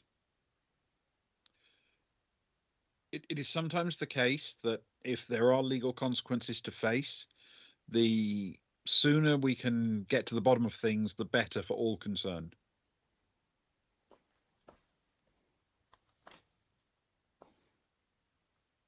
It's very interesting. How does that play out in real world? That sips his drink and it's quite clearly playing or hamming on the. I've had a few. I've been sat in the bar. How does that play out in real world? What are we talking? Hours, Well, minutes, days, years, weeks. What's the Just- effect? Sooner is better, I promise you.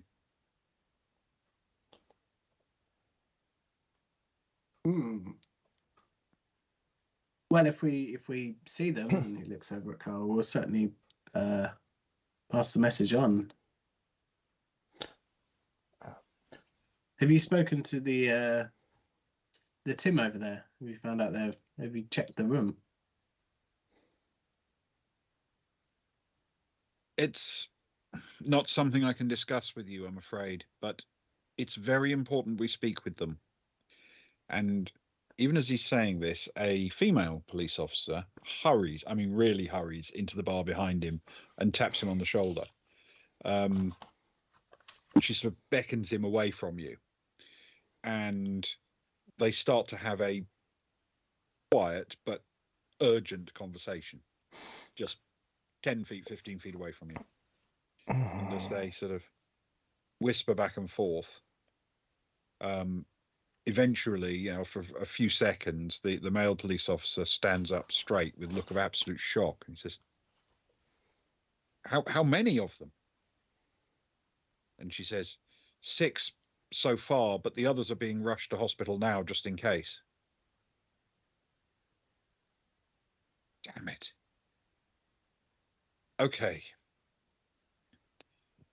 I don't think we're going to see our beds for a very long time.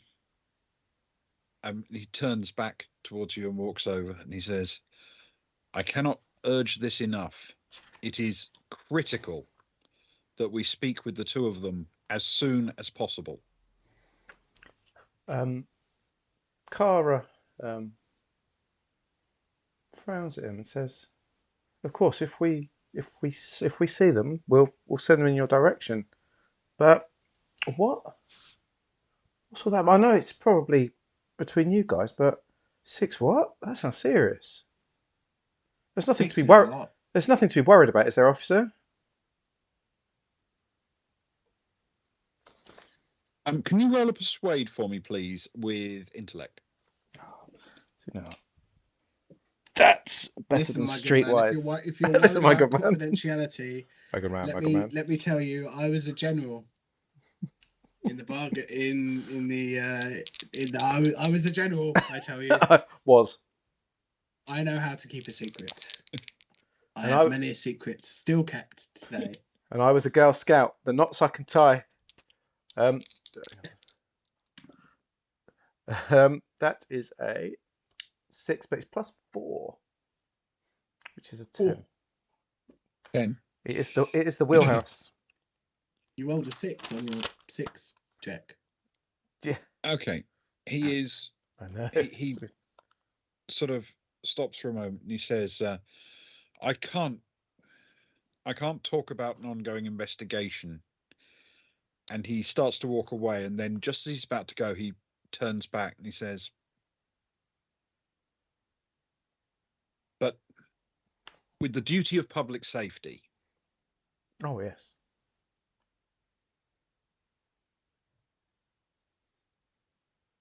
If you have any feeling of illness or discomfort, please seek medical attention immediately.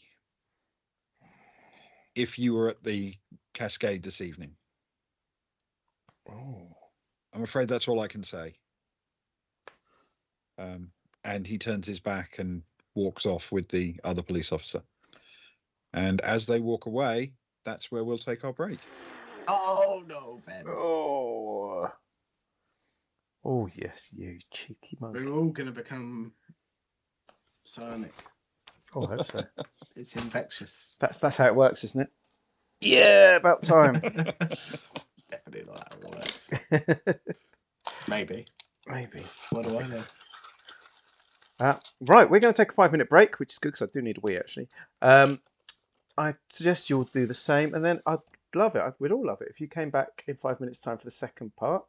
And there's going to be a special Grey Hill Bast Remembrance Day toast where we remember the Bast, led by Ben. It's perfect. So we'll back in a few. Don't go anywhere, guys, please. Or you can, but come back. Let me just sort the sound out. Hang on, that's good. That should be the music. Push Just the sort the button. break out. Do the other button. There's the break. We're That's the there. one. Right, we're off. Goodbye.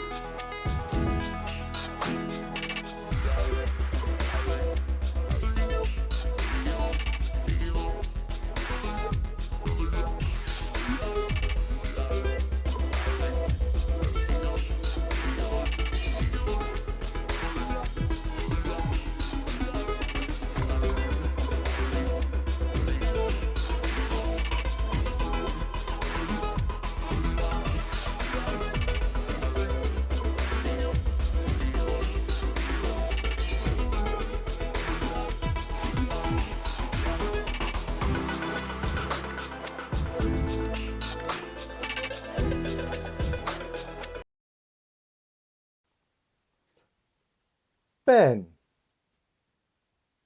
Oh, well, thank you. Now, I think everyone has a mental image of what a hero looks like. For some, it's a soldier storming an enemy position. For some, it's a fireman running into danger. For me, and this won't surprise anyone who knows me, it's a bartender carefully drawing a pint of real ale on an old-fashioned pump. Today, as has been mentioned, is World Bartender Day. I'm told the day on which we celebrate these great heroes. Of course, here on this channel, there's only one bartender who fills our thoughts, Grahil Bast. No mere Tim, but a member of the crew. He was a spy originally when we first met him, but forced into that line of work because his true calling and his true love was tending a bar. So while the entire planet of Terra, nestled in the Sol system, on the edge of the old Solomani Empire, celebrates this day devoted to bartenders in such a historically important homeworld of humanity, or at least the portion of it that formed the first Imperium. They're celebrating the concept of bartenders, the archetype of bartenders. But we're not going to do that exactly, because we raise our glasses right now to celebrate on Greyhill Bast Day itself, the late, great Greyhill Bast. To Greyhill Greyhill Bast. Bast.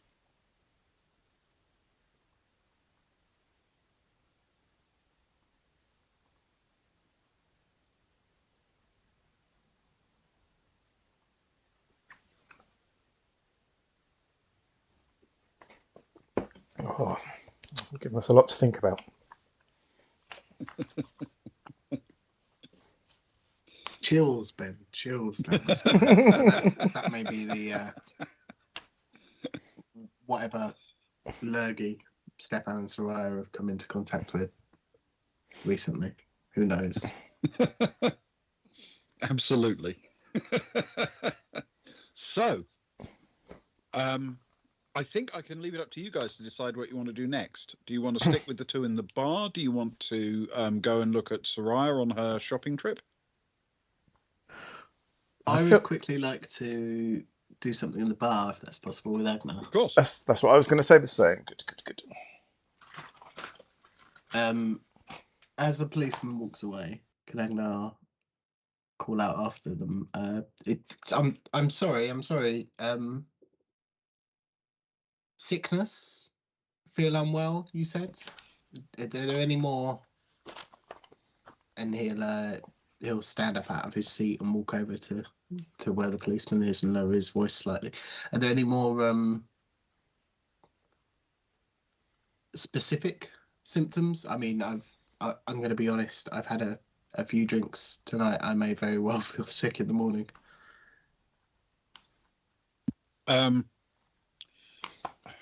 I'm not an expert, I'm afraid, sir. I just know we've had a number of suspicious illnesses, and there are people we're rounding up now because we suspect they might also have suffered, but we don't know if they have been. Well, when you say a number, how many? How quickly? I don't have any real details, I'm afraid. I just know that 6 have so far been found to be ill and require medical attention. There are a list of others that people are being sent to retrieve and take to see the medical profession in case they develop symptoms. But the only thing I know for certain is that all of them were at the Cascade this evening. Well, listen, my friend. Clearly, 2 people that we know, look back over to Kara, are at least you have concerns about, could you at least tell me the centre they've been sent to, so we might be able to wait there in case they get found by one of your colleagues and sent there. I'm sorry, I don't have those kind of details.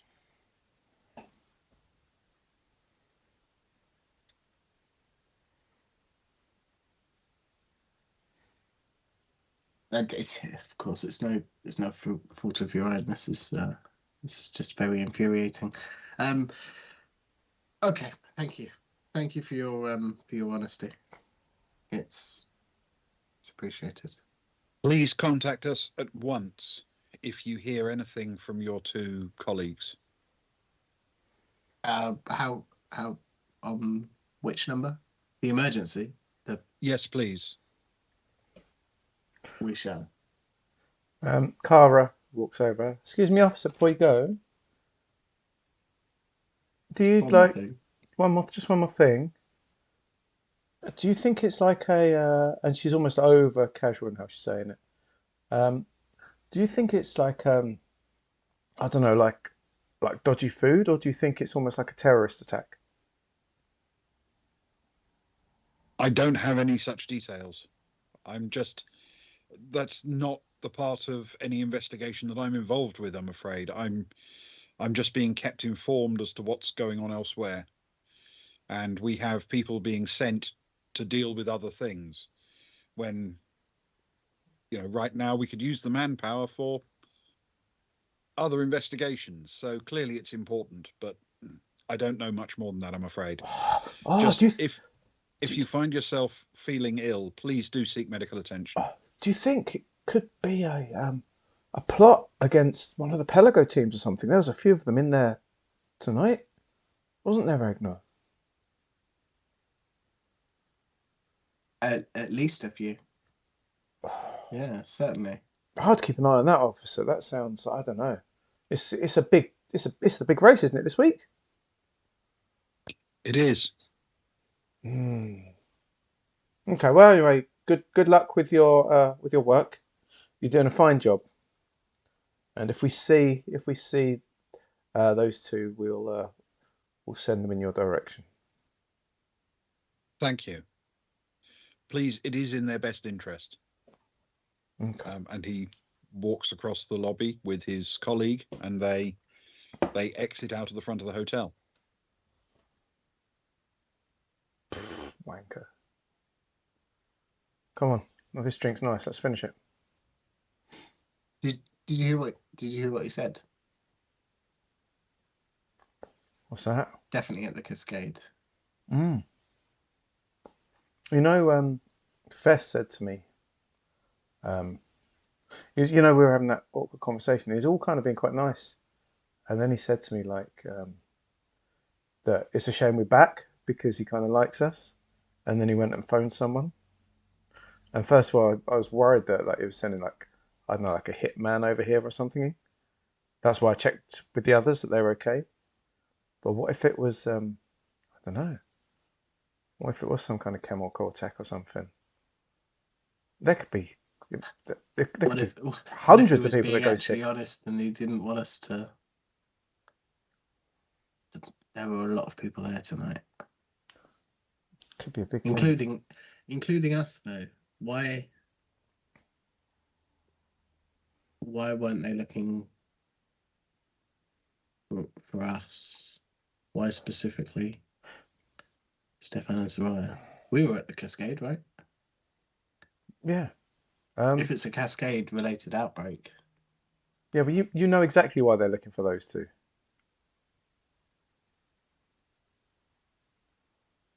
One of them, Stefan, she's sort of quiet and stand by the bar. Yeah. Stefan's a fugitive. I know. That's why they want him.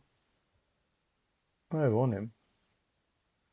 And so it's all just. Sarai's gone with him. There might be actual sickness. The lady police officer, she looked stressed. There could be something going on, but they want them anyway. He said they wanted them anyway before she talked about the outbreak. I think they're after them for the fest. From the sounds of it, you've made sure he's not going to get done for murder. But there's also this other thing potentially. I don't know. I need to check. Maybe Zoe might know. If it is Fest related, she might know the sort of thing he might be capable of. It might just be something else happening there. I don't know. I was hoping it'd at least give me some more specific symptoms. I might have heard of something. It's police, isn't it? You ain't gonna say nothing. It's all hush hush. He's just doing his job. It's not his fault. That's what they all say. Don't trust him, man. Don't trust him for a second. Oh no, I know you're drawn to liking a man in uniform and sharing all your intimate details with them. But come on, man. I know you better than that. Trust them only as far as you can use them, yeah? Go on. Let's finish these drinks and get another. Let's go finish these drinks. We need to work out what's going on, man. We need to work out whether we can still this. We need to work out whether we can still get to Harrenhal. How we're going to do it. One thing Fess did say, which is of use, was that she sort of leans back and she sort of slurps to the bottom of the glass and sort of waves it to the Tim to try and catch his eye for a refill as she carries on talking. The way that Fess did say that some teams have space and that you can pay your way on. Now I don't know if that's going to be millions. If that's millions, that's a dead end, isn't it? But if it's a bit less, well, a lot less, it could be worth checking out. We only need the two of us, and it's all about the geology, wasn't it? It was all Freya was talking about it. We only need to take Sammy and Freya. I don't know. Find a team that are happy for us to jump over when they're navigating the slower bits. I don't know, man. There's got to be something. It's got to be worth putting some calls in, getting the word out. Yeah. Seeing what the deal is. I'm going to ask if anyone's got any space. Otherwise, it's never going to happen, is it? I suppose. The thing is, the Navy was the big call because, well, as well as helping Stefan out, they're the ones that can allow us on that island without any illegal repercussions. Anything else, we got to be a bit, I don't know, clever, can we? But you're pretty clever. I'm pretty clever.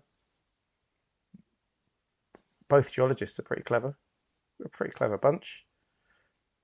Now that we've got rid of the leadership. Tim is in the process of getting ready for a new round of drinks for you, you see a flying boat land in the water just outside the Coronet, and a moment later, Cat drops out of it onto the jetty, waves goodbye to the person inside, and strides in towards the bar, coming in from the other side, from the lobby entrance, you understand.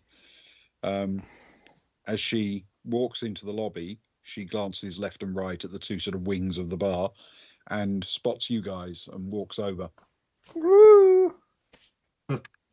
Before she gets there, Agnar will lean into Kara and just say very quickly, listen, in case it's a setup, in case they're, tracking something or following us, just let's not message the other two unless we need to. No, I think they'd want it that way. I felt they'd be in touch with us when they needed us. Yeah, for sure. I wasn't gonna contact them until I know otherwise. They've done it before. You've heard them talk about that in the past, especially Stefan. Yeah. Sarah, and Sarah can look after herself. She spent over a decade on her own, pretty much, didn't she? All around the dirty parts of the galaxy. If there's not only that, but it's nice to have a bit of time without management breathing down your neck. That is true. Although I bet management would pick you up on this, and she sort of points at some of the dried blood on his fur. that doesn't really give off the vibe that the Baltic Star Inc. really is striving for. What do you mean? It's our colours. Team colours. Matted blood. Crimson and grey. Exactly. Yeah. Yeah. Very much grey. That's Washington State University, isn't it? Alabama. So, No, don't mention the tide to Stefan. so Kat walks in and gives a quick nod to the two of you, and then sits down next to you. Evening. All Hey. going well? As well as can be expected. Your night's flying. Good time. Everything goes smoothly up there. No problems in your flights. Oh, it's lovely. Yeah, lovely out there. Really nice time to borrow a friend's little craft and take it for a trip around the islands. Brilliant. Perfect. Well, I'm glad you're back. Is your friend okay? Looks a bit green around the gills. Yeah, he's fine. Good. Oh, good. And I assume it felt like a very personal journey to him. He's not going to tell all his friends about it, I suppose. Oh, he's definitely not going to want to tell people. Oh, it could be embarrassing puking so often in such a short space, I guess. Well, more importantly, he's getting something out of it, and he's not really going to want that to come out. If he was being ill, though, apparently there's an outbreak, so maybe he should get that looked at. An outbreak?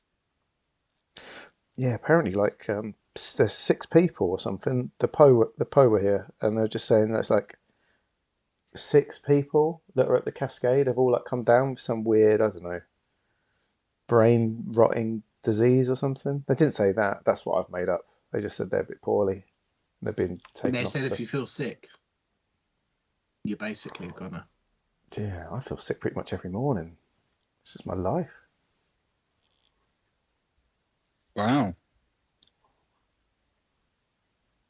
Well, then, this could be our last night. I'd be ashamed to I'll waste have it. what he's having. She points to the Rockville glass. Oh, come on. This is good. Don't besmirch the dark red sweet drink.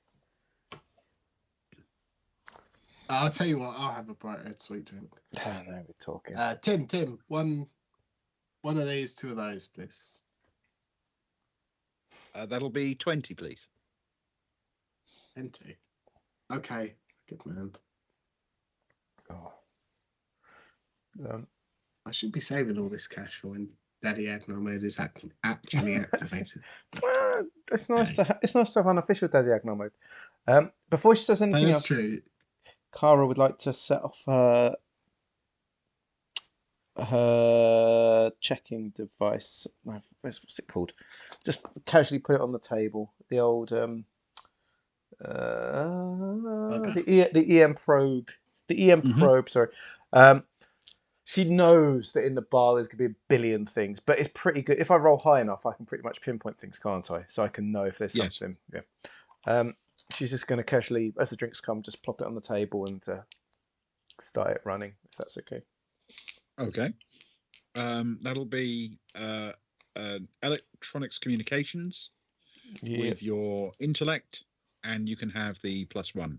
Yeah. I can tell what everyone's doing. That's a 16. Okay. It's The most overpowered and pointless rule. As it not even technology, it's just what that guy's writing on a napkin over there as well. I can tell what he's thinking. Yeah. The role reveals that there are any number of electronic communication devices, but they all appear to be standard generic personal devices. Yep. She sort of points at it and smiles and nods, put it away, and says to Kat, so I think we're going to be down a couple of people for a while, which means we're not leaving for a while, which is probably for the best because there's still something we kind of want to do. You remember the cult, don't you? Our friends in the cult, the diaspora. Vividly, yeah. They've got an island. I can't remember if you're part of the conversation at all for it. Which you'd know about anyway. Chucky girl, Heronhull. Heronhull. Sure. Yeah, I know it. We want to get onto it. Well, especially our geologist and carvings experts want to get onto it. It seems. Um, Freya was incredibly keen to get on it, and we were kind of keen anyway. Right. Well, it's embargoed, you know. I know. Well, I tried to call my navy mum, but she's not in system, and I believe she's the sort of person that would have the power to unembargo it for a special occasion. Hmm. What's the embargo mean in real world terms? Well, as I understand it, nobody is allowed to travel within 100 kilometers of it. That includes low orbit and overflight. For the purposes of the Pelago race, which obviously, if you had to go around that big an obstacle, you'd have to go deep out to sea, and it would mess up the race because people wouldn't be cutting the closest they could to the land. The competition craft are allowed to ignore that restriction. They can go no trouble at all, right close to it, but even there they're not allowed to stop or land on it, you understand. I remember there's two things that I remember Fess telling me in the skin crawling conversation I had with him earlier this evening. One was that going through the shallows, those craft that can go incredibly fast do have to slow down to quite slow at points. Yes, that's true. And also that some of the craft, while some go for their full 6-man crew, with all their specialists and that some travel very light with just like a couple of pilots and a navigator, and may have 2 or 3 spaces available. Is that something that you've heard of before as well? Does that ring true with anything you know from being around here? I know there are certainly teams that don't set off with 6, and there are teams that start out with 6, and then at a key point some way through the race they drop off some of their crew to save weight, with just the last 1 or 2 taking the craft over the finish line. Interesting. So I know those things happen.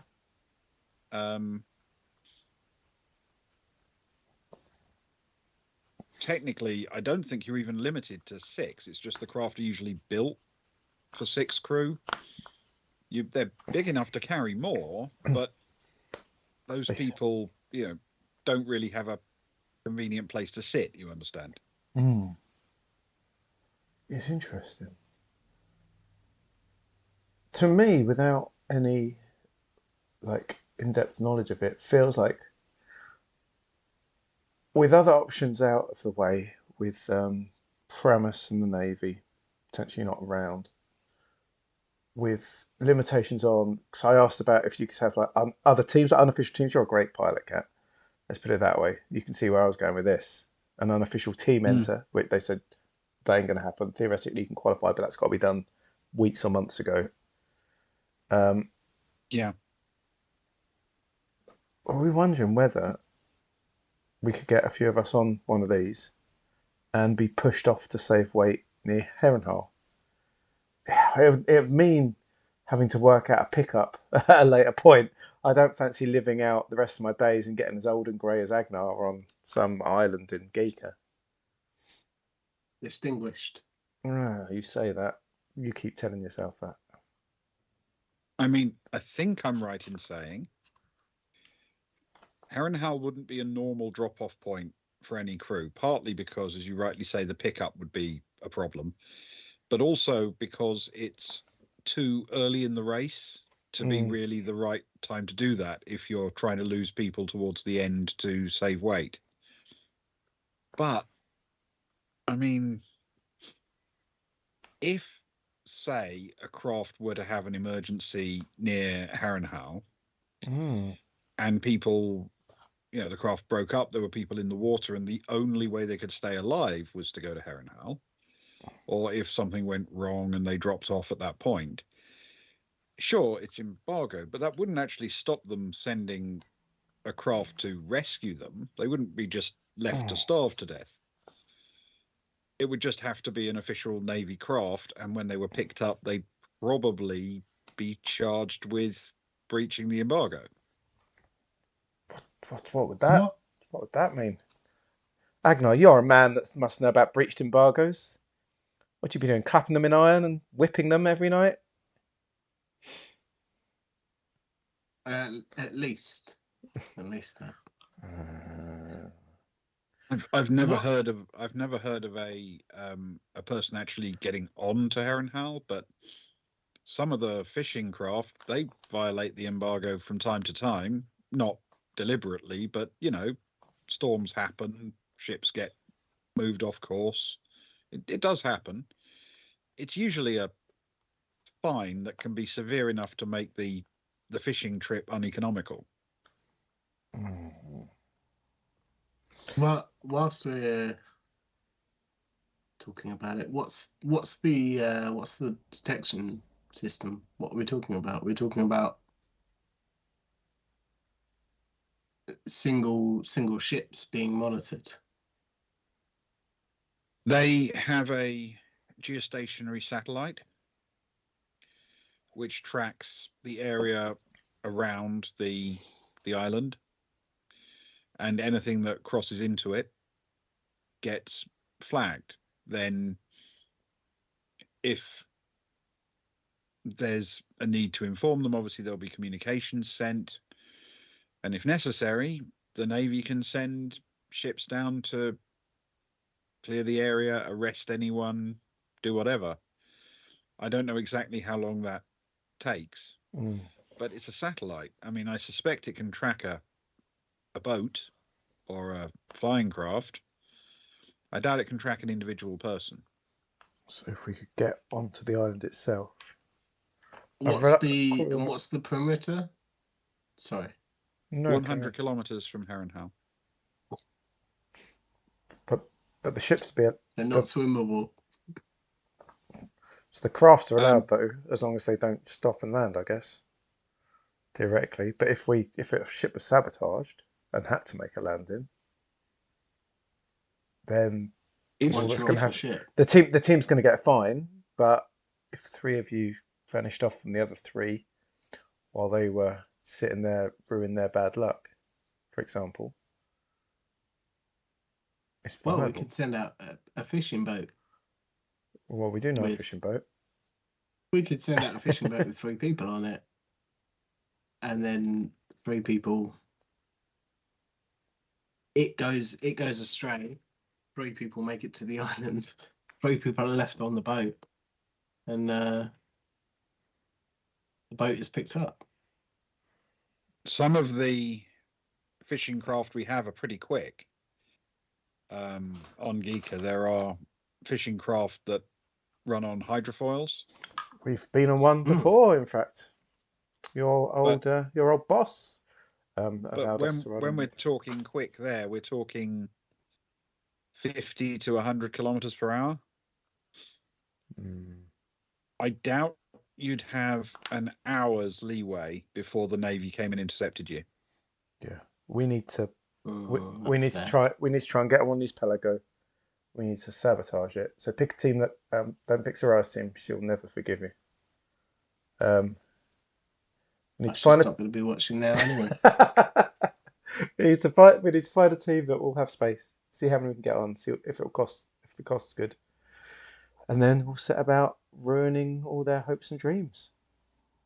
How close do they get to the island?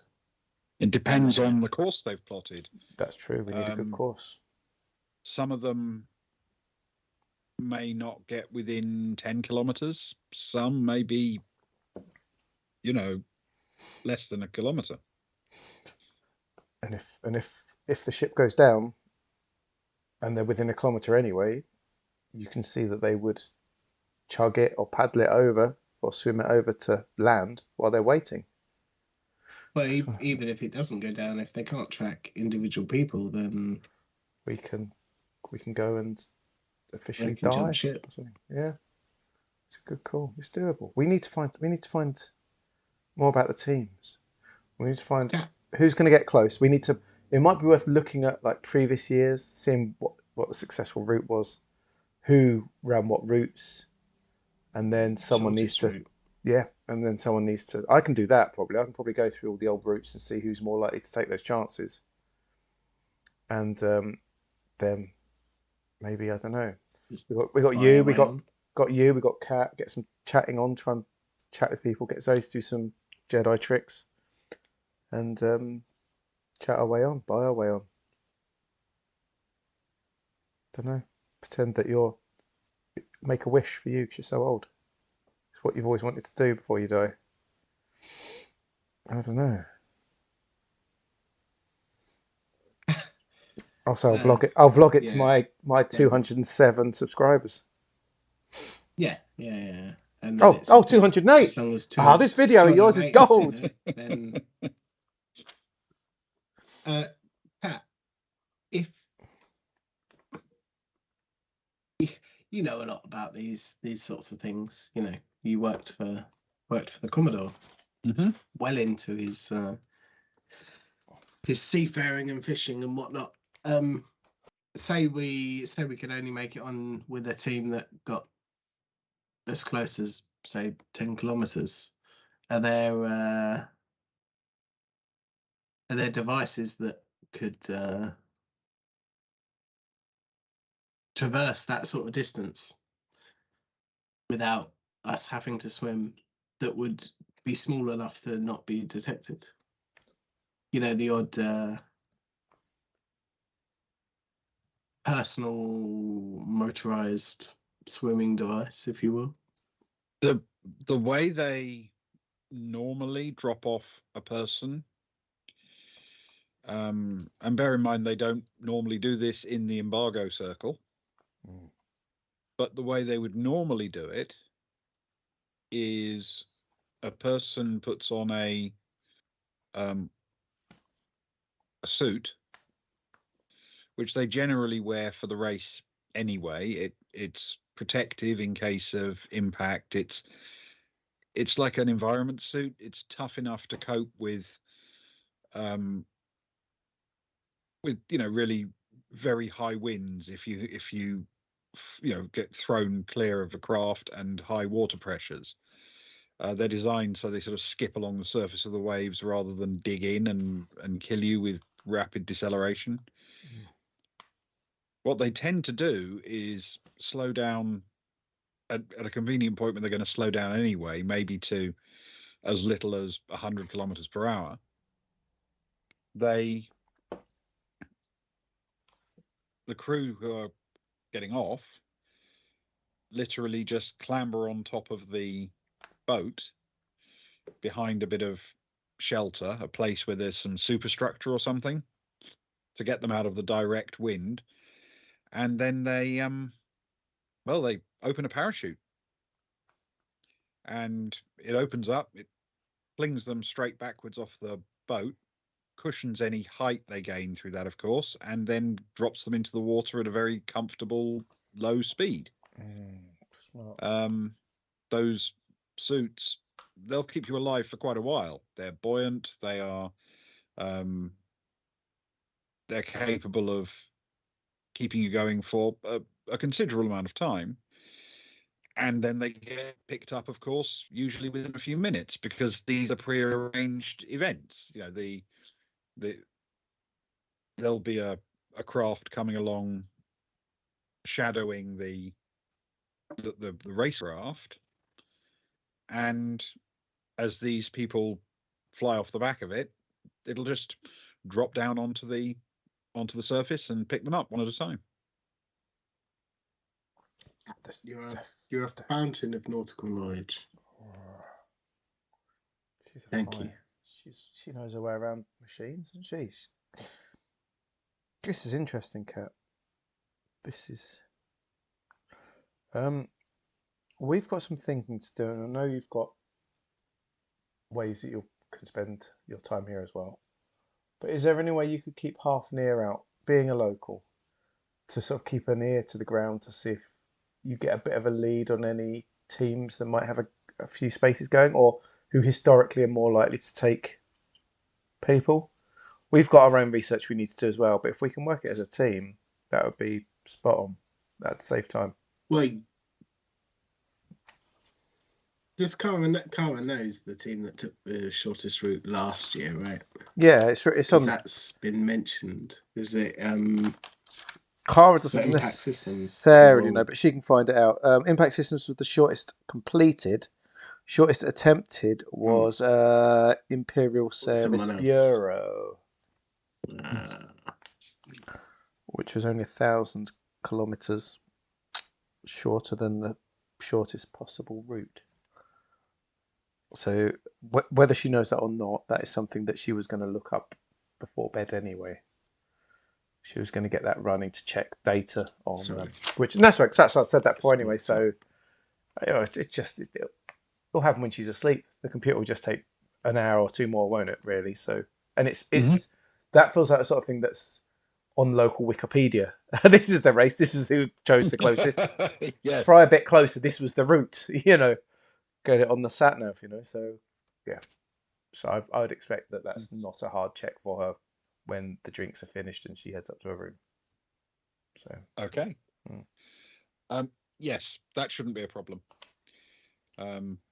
Kat cheerfully orders another drink and starts tapping away at her communicator, looking for any hints of stuff on the Pelago teams. Cool. Well, Kara's happy to keep drinking. This is a nice drink. She's not had such a sweet drink for a long time. She's enjoying the vibe. But as and when time comes to it, that's what she will do on the computer when she goes up. She will Fair enough. that running. Well, let's not do that roll yet then until we've sorted out what Soraya was doing in the on Peter. Okay, cool. Right. I'm going to try and do this in a few shops. So, hoping that still it's early enough that police knowledge has not come over to Peter, what we know. But she's very much keeping her head down, keeping her head covered, hood up. Still trying to look cash, just wandering around at night. But but staying out of the light, not gazing up at things. I've just got to try and open up the old documents if you mind the minute, because I need to find the name of a shop because I know the sort of thing I'm looking for. But the stationery shop. No, I don't need the stationery. The stationery shop. No? I want to find like a com shack. Like a com shack equivalent. If a com shack is a delivery thing. Yes. Com shacks can be found. I would like. So her first stop, please, will be the closest, and I'm willing to search it on my device or go looking for it. A com shack. Okay. There is a generic branded com shack just a few hundred meters away from the hotel. Cool. And if I get that right, that's convenience, phone, and electronics. Yeah. Cool. She'd like to grab the following convenience stuff, if that is okay. I'd like to grab cheesy balls. Okay. And that's it. No, that's it. That's all we need. Cheesy balls. 3 kilo. One of those huge bags that you can sit on it to start with, like a bean bag, and then you just, as you eat, you just sit a bit lower. Which is a lot because they're really light, Exactly. They don't weigh a lot. That bit of room. individually. So she's gonna get cheesy balls. She's gonna get some other like packaged food, knowing that there's no way to heat or anything in there. So she's just gonna look for snack foods, a few supplies like I don't know, like what they'd have. Some protein bars, some Yep. easy to eat stuff, some bags of snacks, some bit of fruit, just stuff that she can put in a carrier bag. A variety of foods, if that's okay. Yeah, I mean you'd be stretching it with fruit, but Yeah, but sweets and chocolate bars and things, that's yeah, fine. yeah. Chocolates, yeah. Beef Sweets, jerky, dried fruit, yeah, that sort of thing. There are things like but not fruit. bad convenience store sandwiches and stuff like that. Even that Gas might be a station stretch goal. sushi. Think of Yeah. things you could keep on a shelf for a month without worrying about them. Oh, like So Twinkies. it'll be cereal bars, Yeah, cereal bars. Let's do that as well. soft drinks. Yeah. Yeah, stuff So, like that. so cheesy balls, protein bars, chocolate, sweets, cereal bars, slightly more savoury versions of that kind of, just that sort of stuff. You're right, all the packaged stuff. Right. And I assume you're going for a fairly large armful of this stuff. Yeah, the idea is she's booked in for 3 days, and that's the plan. Theoretically, I want there to be enough food that theoretically I wouldn't need to leave there for 3 days. Theoretically, if that makes sense. Gotcha. Then I want to get bottled water. If they got bottled water, Yes, they can do that. plenty of bottled water, lots of that, and so enough of that, but also enough to sort of. I know there's sinks, but just a bit of to drink with, to gargle with, to not feel too thirsty. Some booze, so spirits. So let's go some vodka. So vodka. Would they have things like fruit juice?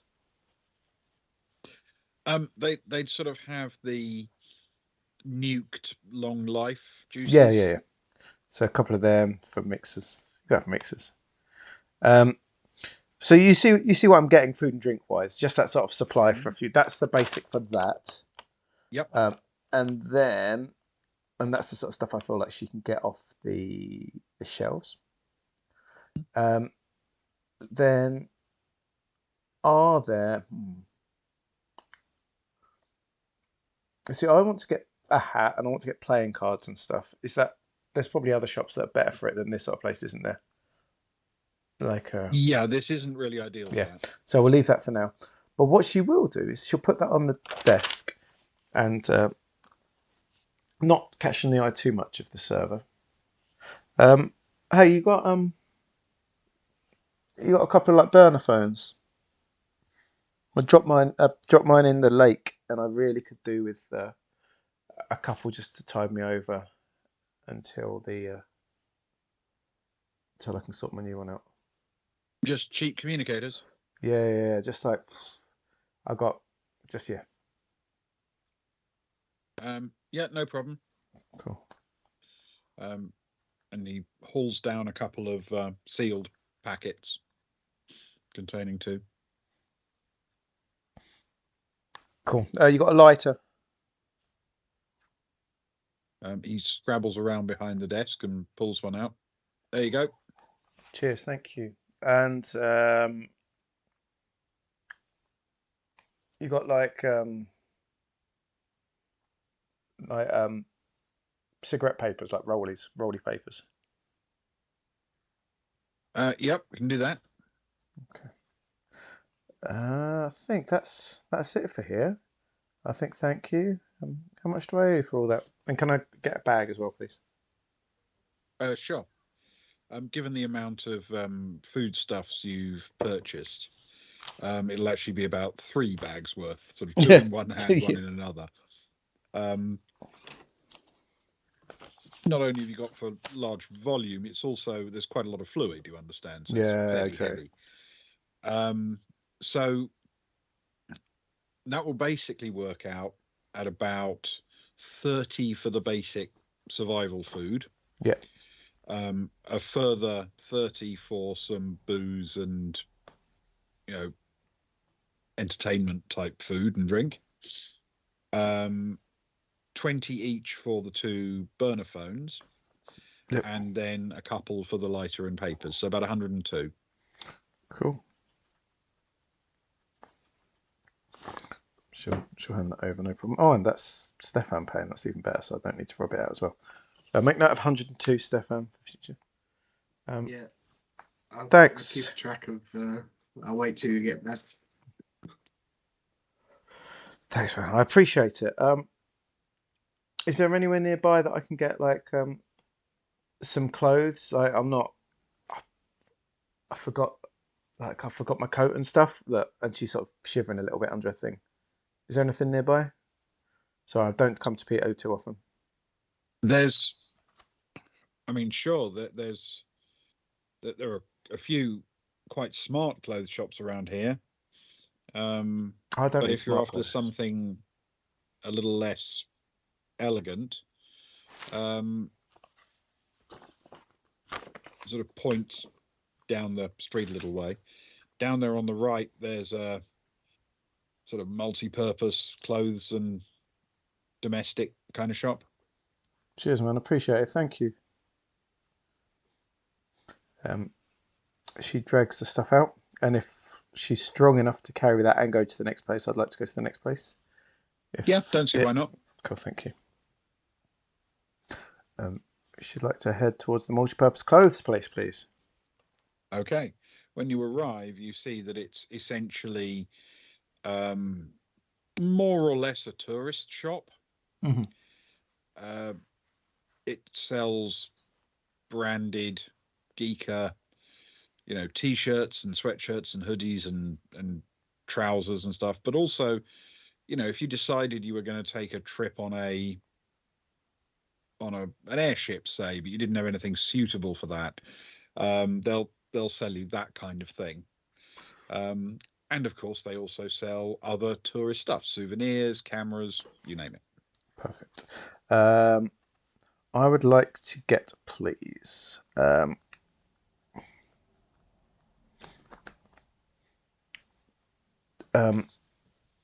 her, can she get a Geeks hoodie? I'm guessing they would they something like that, even if it wasn't an official one? Oh, yeah. Yeah, no trouble at all. I'd like a Geeks hoodie. I'd like in her size, I'd like a really cheesy Giikur hoodie for Stefan. Dark colours, but I don't know. I love Giikur with a love heart or something. I don't know, the cheesiest ones you can find. Yep. And then what I need is a couple of baseball caps, as plain as possible, if possible. Mm-hmm. So more for the trips out. Yeah. And then, is there anything like tracksuit trousers or like cargo trousers or something like you say for those sort of things? Absolutely, yeah. Yeah. Yes. So like baggy trousers for both, please, with pockets. Okay. I'm going back into my 90s again. My late 90s joy is reliving itself. It's basically what I wear. So we're going basically for a total of 4 hoodies. Sure, why not? 4 hoodies. 2 pairs of trousers and 2 hats. Is that right? So 4 hoodies. So 2 geek hoodies, 2 cheesy hoodies. That'll do. 2 baseball caps, 2 pairs of baggy trousers, and I better give him a t-shirt as well. I'll be all right, but give him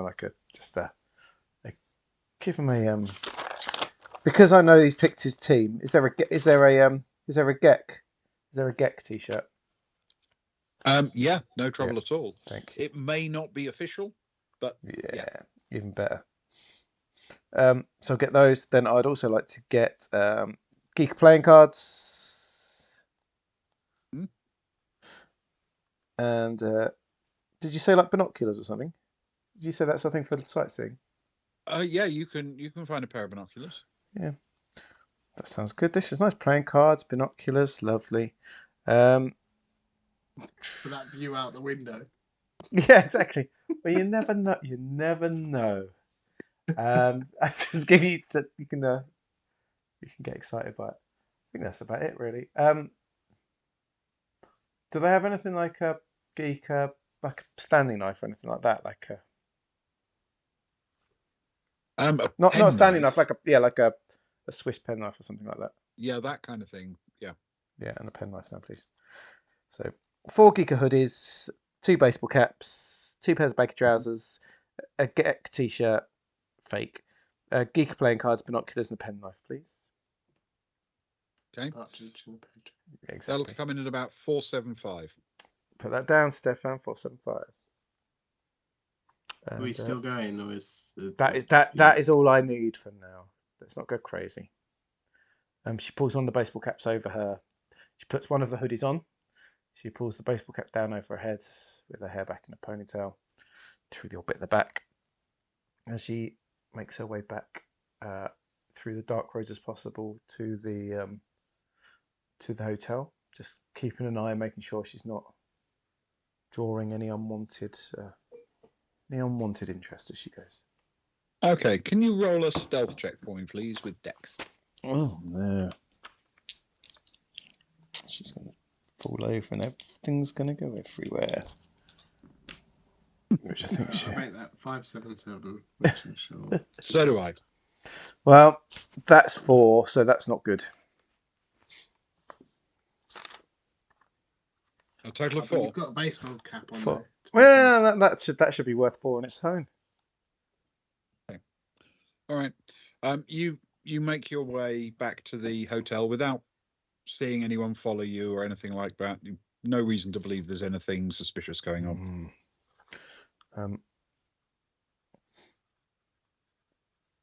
Goes into the hotel,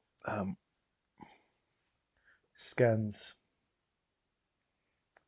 it through, and heads upstairs and heads towards the room and scans her way in, if I'm allowed to do all those things. Right. As you go into the room, Stefan will have noticed something while you were out. On the wall above the bed is a notice. It's an easy thing to overlook because, notices on the walls of hotel rooms are not uncommon things. And at first glance, you might have thought it was instructions of what to do in an emergency or something. However, glancing at it, what it actually says is you can't be in the room between noon and 12:15 any day. And you can't leave luggage in the room during that time.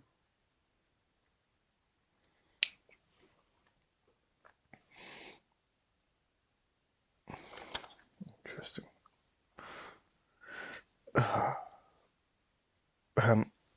So 12:15. Sarai barges into the room with the stuff. Says, "Hey, man, I got some luggage. We're not going to need to leave here for a few days now." I accept between 12 and 12:15 What do you mean? each day, and help. Oh, That's fine. Now the question I is... thought I told you to buy supplies. Why have you got clothes?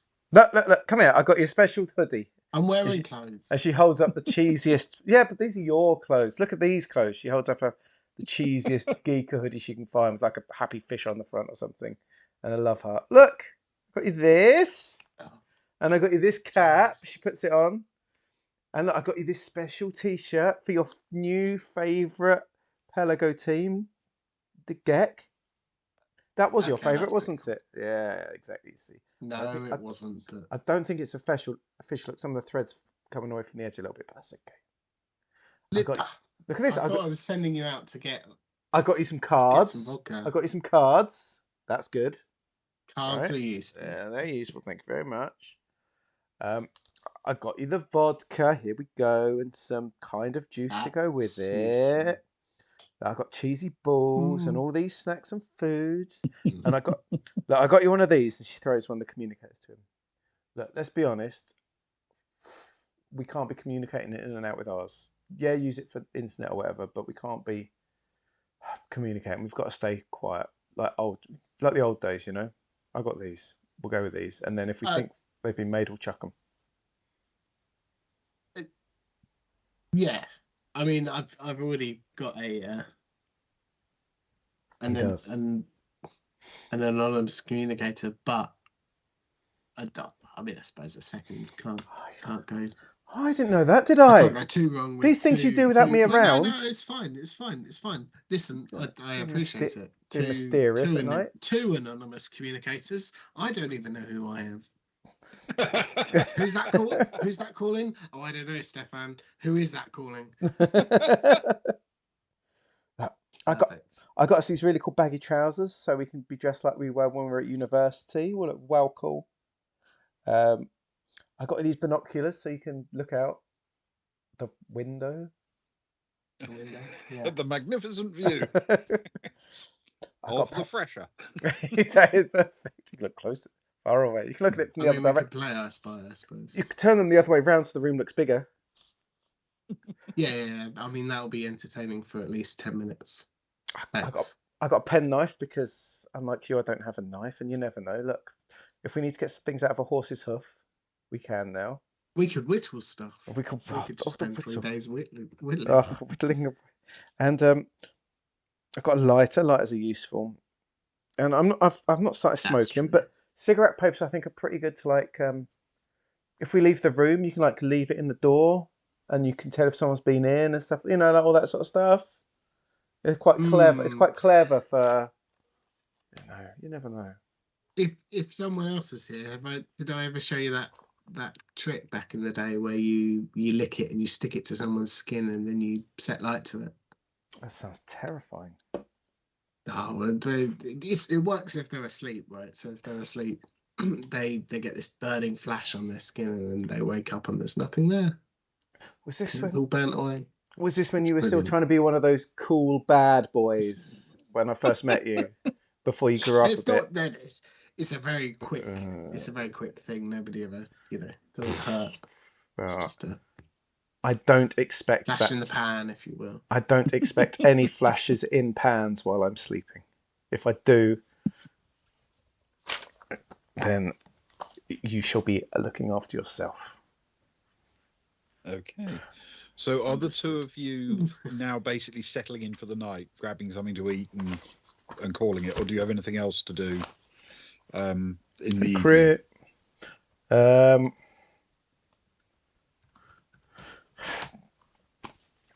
I guess the only thing would be checking for if news of the situation has come out. I guess sit in, drink some vodka, eat some cheesy balls, sort of cozy up in the hoodies and that, and check to see if news is out yet. Okay.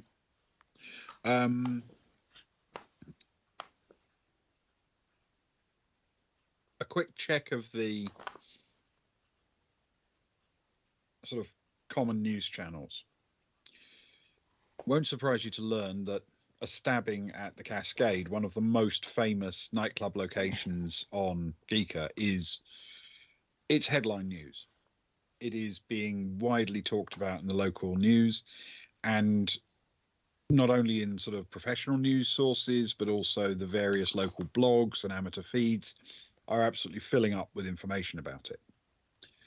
It doesn't take very long before you realize that there are actually some official statements, as well as what you know because you were there, or can glean because people are still posting general rumor and stuff like that.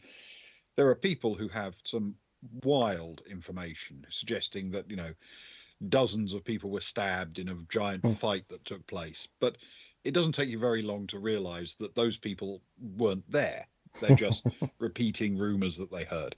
The official sources indicate that there was an incident at the Cascade. The police have announced that an individual who has not been named was badly hurt in an attack, and there is a general appeal for any witnesses, either to the attack itself or any information around that time and in that place. They also state that they have reason to believe that the stabbing might have been incidental, that wasn't the reason for that wasn't intended to happen, that wasn't part of anybody's plan, and that the actual plan may have been something much more nefarious. They suggest that the person of interest in the stabbing likely had an accomplice, and they identified by name and image both Stefan and Soraya, suggesting that Stefan, who they have a picture of, stabbed a victim, and that Soraya is wanted for investigation as a possible accomplice in this matter. However, they also state that they believe the stabbing was probably not the intended purpose of the evening, that there was something very different going on, and they are appealing for witnesses to anyone who may have seen a poisoning take place, a mass poisoning, because they have reason to believe that there was an attack made on the Team Maglo Pelago team. Oh, the glasses, the drinks, and so I saw that as well. We both there when the glasses went out. They're actually aware of that situation. We were in that surroundings. But they didn't. Where did they come? We don't know where they came from. Theoretically, Fess took the glasses to them. According to the police report, the victims suggest that they were offered a free round of drinks. Yes, they were. You're so stuffed. By somebody who they later recognised on being shown images was undeniably the fugitive Stefan Miller. Oh, Stefan. Well, shit. That's what generosity gets you. Well, no, that's what generosity. No, actually, to be fair, this is perfectly salvageable, because he didn't buy a drink for anyone. That's absolutely right. He didn't. But you just need to confirm that with every single member of the bar staff. And but as far as the World Bartenders Day, they are very honourable and wonderful people. They will vouch for you. But you understand that at the moment they're just interviewing Team Maglo people who were offered a round of drinks, and then one turned up. There's steps to be taken, but it's fine. It's fine. This is fine. There is one more thing, which is that just one more. The police are announcing that they have several reasons to believe that Soraya was not an innocent bystander. The most important being the coincidental smoke bomb going off. Oh, I'm so scared. And the witness statements suggesting that she was shouting and screaming at the stabbing victim. But even if that were not the case, they would still be interested in speaking with her, apparently, because even before that evening, according to the police, she was known to be showing Fess's photograph to people. I was. And asking for information on where he might be and to be told of his movements. Yeah, Tim, you can't trust Tim. Tim totally sold us out. That Tim, that's it. He was her favourite Tim. She's just put two and two together in that. he was the chosen Tim, and now he's filth to me. Nothing. Stefan turns to Soraya and just says, I appreciate you reverting to that, back in the day, looking after me and protecting me, but you shouldn't have to do that. And I am sorry. Well, it's not the first thing the two of us have ended up in together, and that makes it worse. I'm hoping it's not going to be the last, quite frankly. Yeah. But that would make it better. There's nothing we can do tonight. Let's try and sleep, whether naturally or through alcohol. Let's get up before midday tomorrow, so that we don't get blitzed with chemicals or whatever they do. Work out what we're going to do for 15 minutes, and then let's actually try and work out how we're going to either put this right or get the hell out of here. Because I don't want to spend the next 20 years in this room with you for 23 3/4 hours of every day. Oh, just think, after 20 years, we'd leave and we'd be the same age as Agnar. Almost. Give or take. Not quite. Yeah, but he'll be 20 years older as well. We'll never be the same age as Agnar. That's the one bright spark in this whole situation, is that we'll never be the same age as Agnar.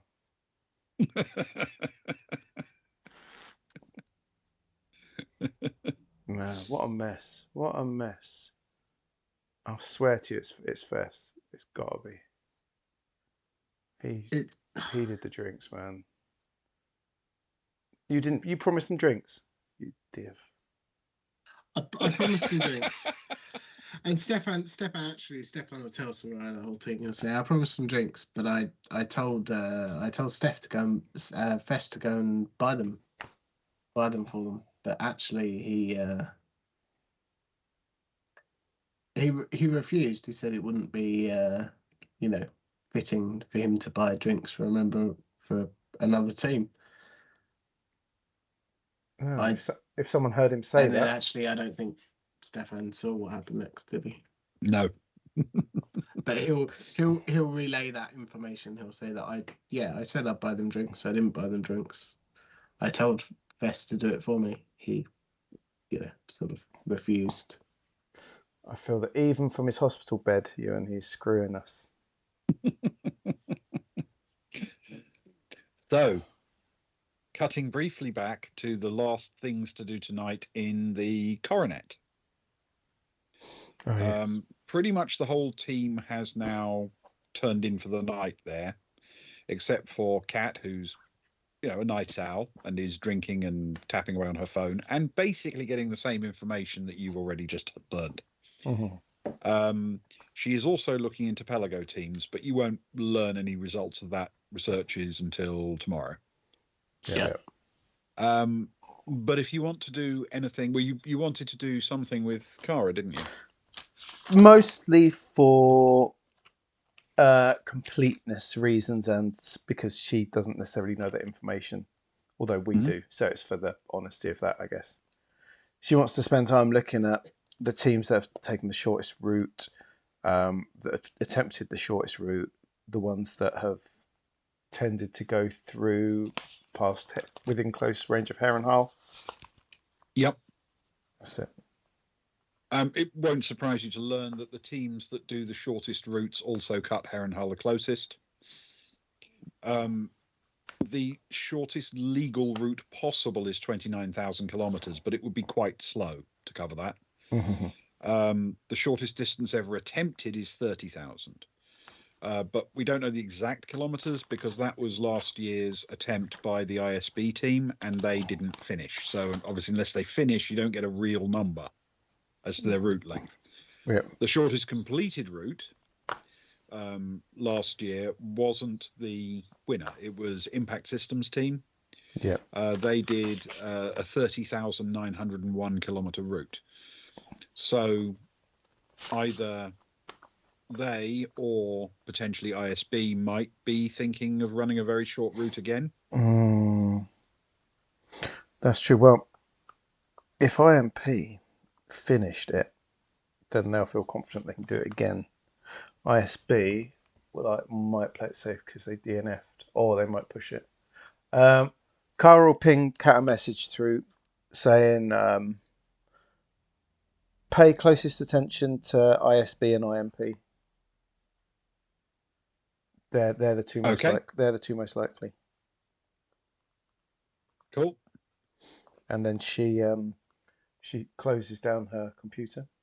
She glubs a mouthful of water, and she settles to sleep with I believe it's Rose snoozing in the bed. It is. in the bed across the room. Excellent.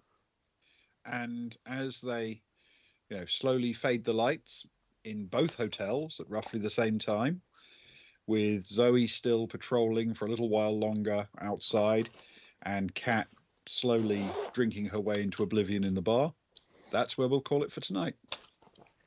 Oh, such a romantic finish. A very good session. Yeah, that was good, Ben. Really interesting stuff coming up.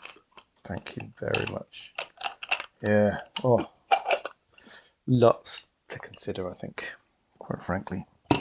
Thanks, man. I appreciate it. A real doozy. Well, thank you very much. It was fun, that one. That was good, wasn't it? That was good. Too many shocking things definitely. for my liking. Nice. Right. Yeah. We're back tomorrow, aren't we? Ewan, we're back tomorrow, aren't we, Ewan? Aren't we, Ewan? What are we back tomorrow to do, Ewan? Me? Yes. Me in particular. Yeah, what are we doing? I'm back tomorrow to bomb some Nazis. Are you? We're playing Night Witches. Okay. We're playing Night Witches. Yeah. That's not what I'm going to do. That's not what you're going to do. Many things planned for my Saturday, but that is literally not one of them. But I am coming back here tomorrow at 11 p.m. GMT. We're on GMT at the minute. We are? Yeah, we are GMT, yes. Yeah. GMT 11 p.m. 2300 hours. Lovely. Yes, that's correct. We're going military tomorrow. Yeah. That's the one with the wonderful, I believe, Sock Fiddler and Kelly joining us. Yeah, double bubble. Yes, that will be brilliant, and I will slouch in to make an appearance as well. And we have to tolerate Luke because he's running the game. Yeah. In Soviet Russia, the game runs you. Indeed. Does that mean you're not showing up, Luke? Yeah. You know what I'm like on Saturdays. That's why it's my difficult turn up anyway. You just get started without me. It's very true. Yes. True. It might be slightly after 11:23. No, it should be great fun. It's World War II night bombing raids in rickety biplanes by a bunch of very angry Soviet women who have a great deal to be angry about. And yes, it should be riotously fun. And then Sunday, as is customary, we're having a night off. And then on Monday, we're going to have a Luke Plays session of The Quarry, aren't we? Yes, and we are into chapter 9, I believe. And there's only 10 chapters. I think that's right. And there's only 10 chapters maximum. If everyone survives, you can finish. As I've said before, I look through the past once I've done because I'm interested. Theoretically, you could not have chapter 10 if everyone died, but we're doing quite well, aren't we? We got one as a werewolf, as it stands. We've had a couple of close things. There's a couple of things I'm worried about because I've failed a couple of clicks and things, and I've made decisions I'm a bit worried might be negative going forward. We'll have to wait and see. Yeah, in these kind of branching narrative games, it's possible for something that happened quite early on to jump up and bite you later. Yes, I'm a bit nervous. I'm glad I've got that vial of blood from early on. That feels good. I'm still remembering that, but there's a couple of things I'm worried about, so we will see. It's going to be 1 or 2 more sessions, I think, and then it's done. Very exciting. Fantastic.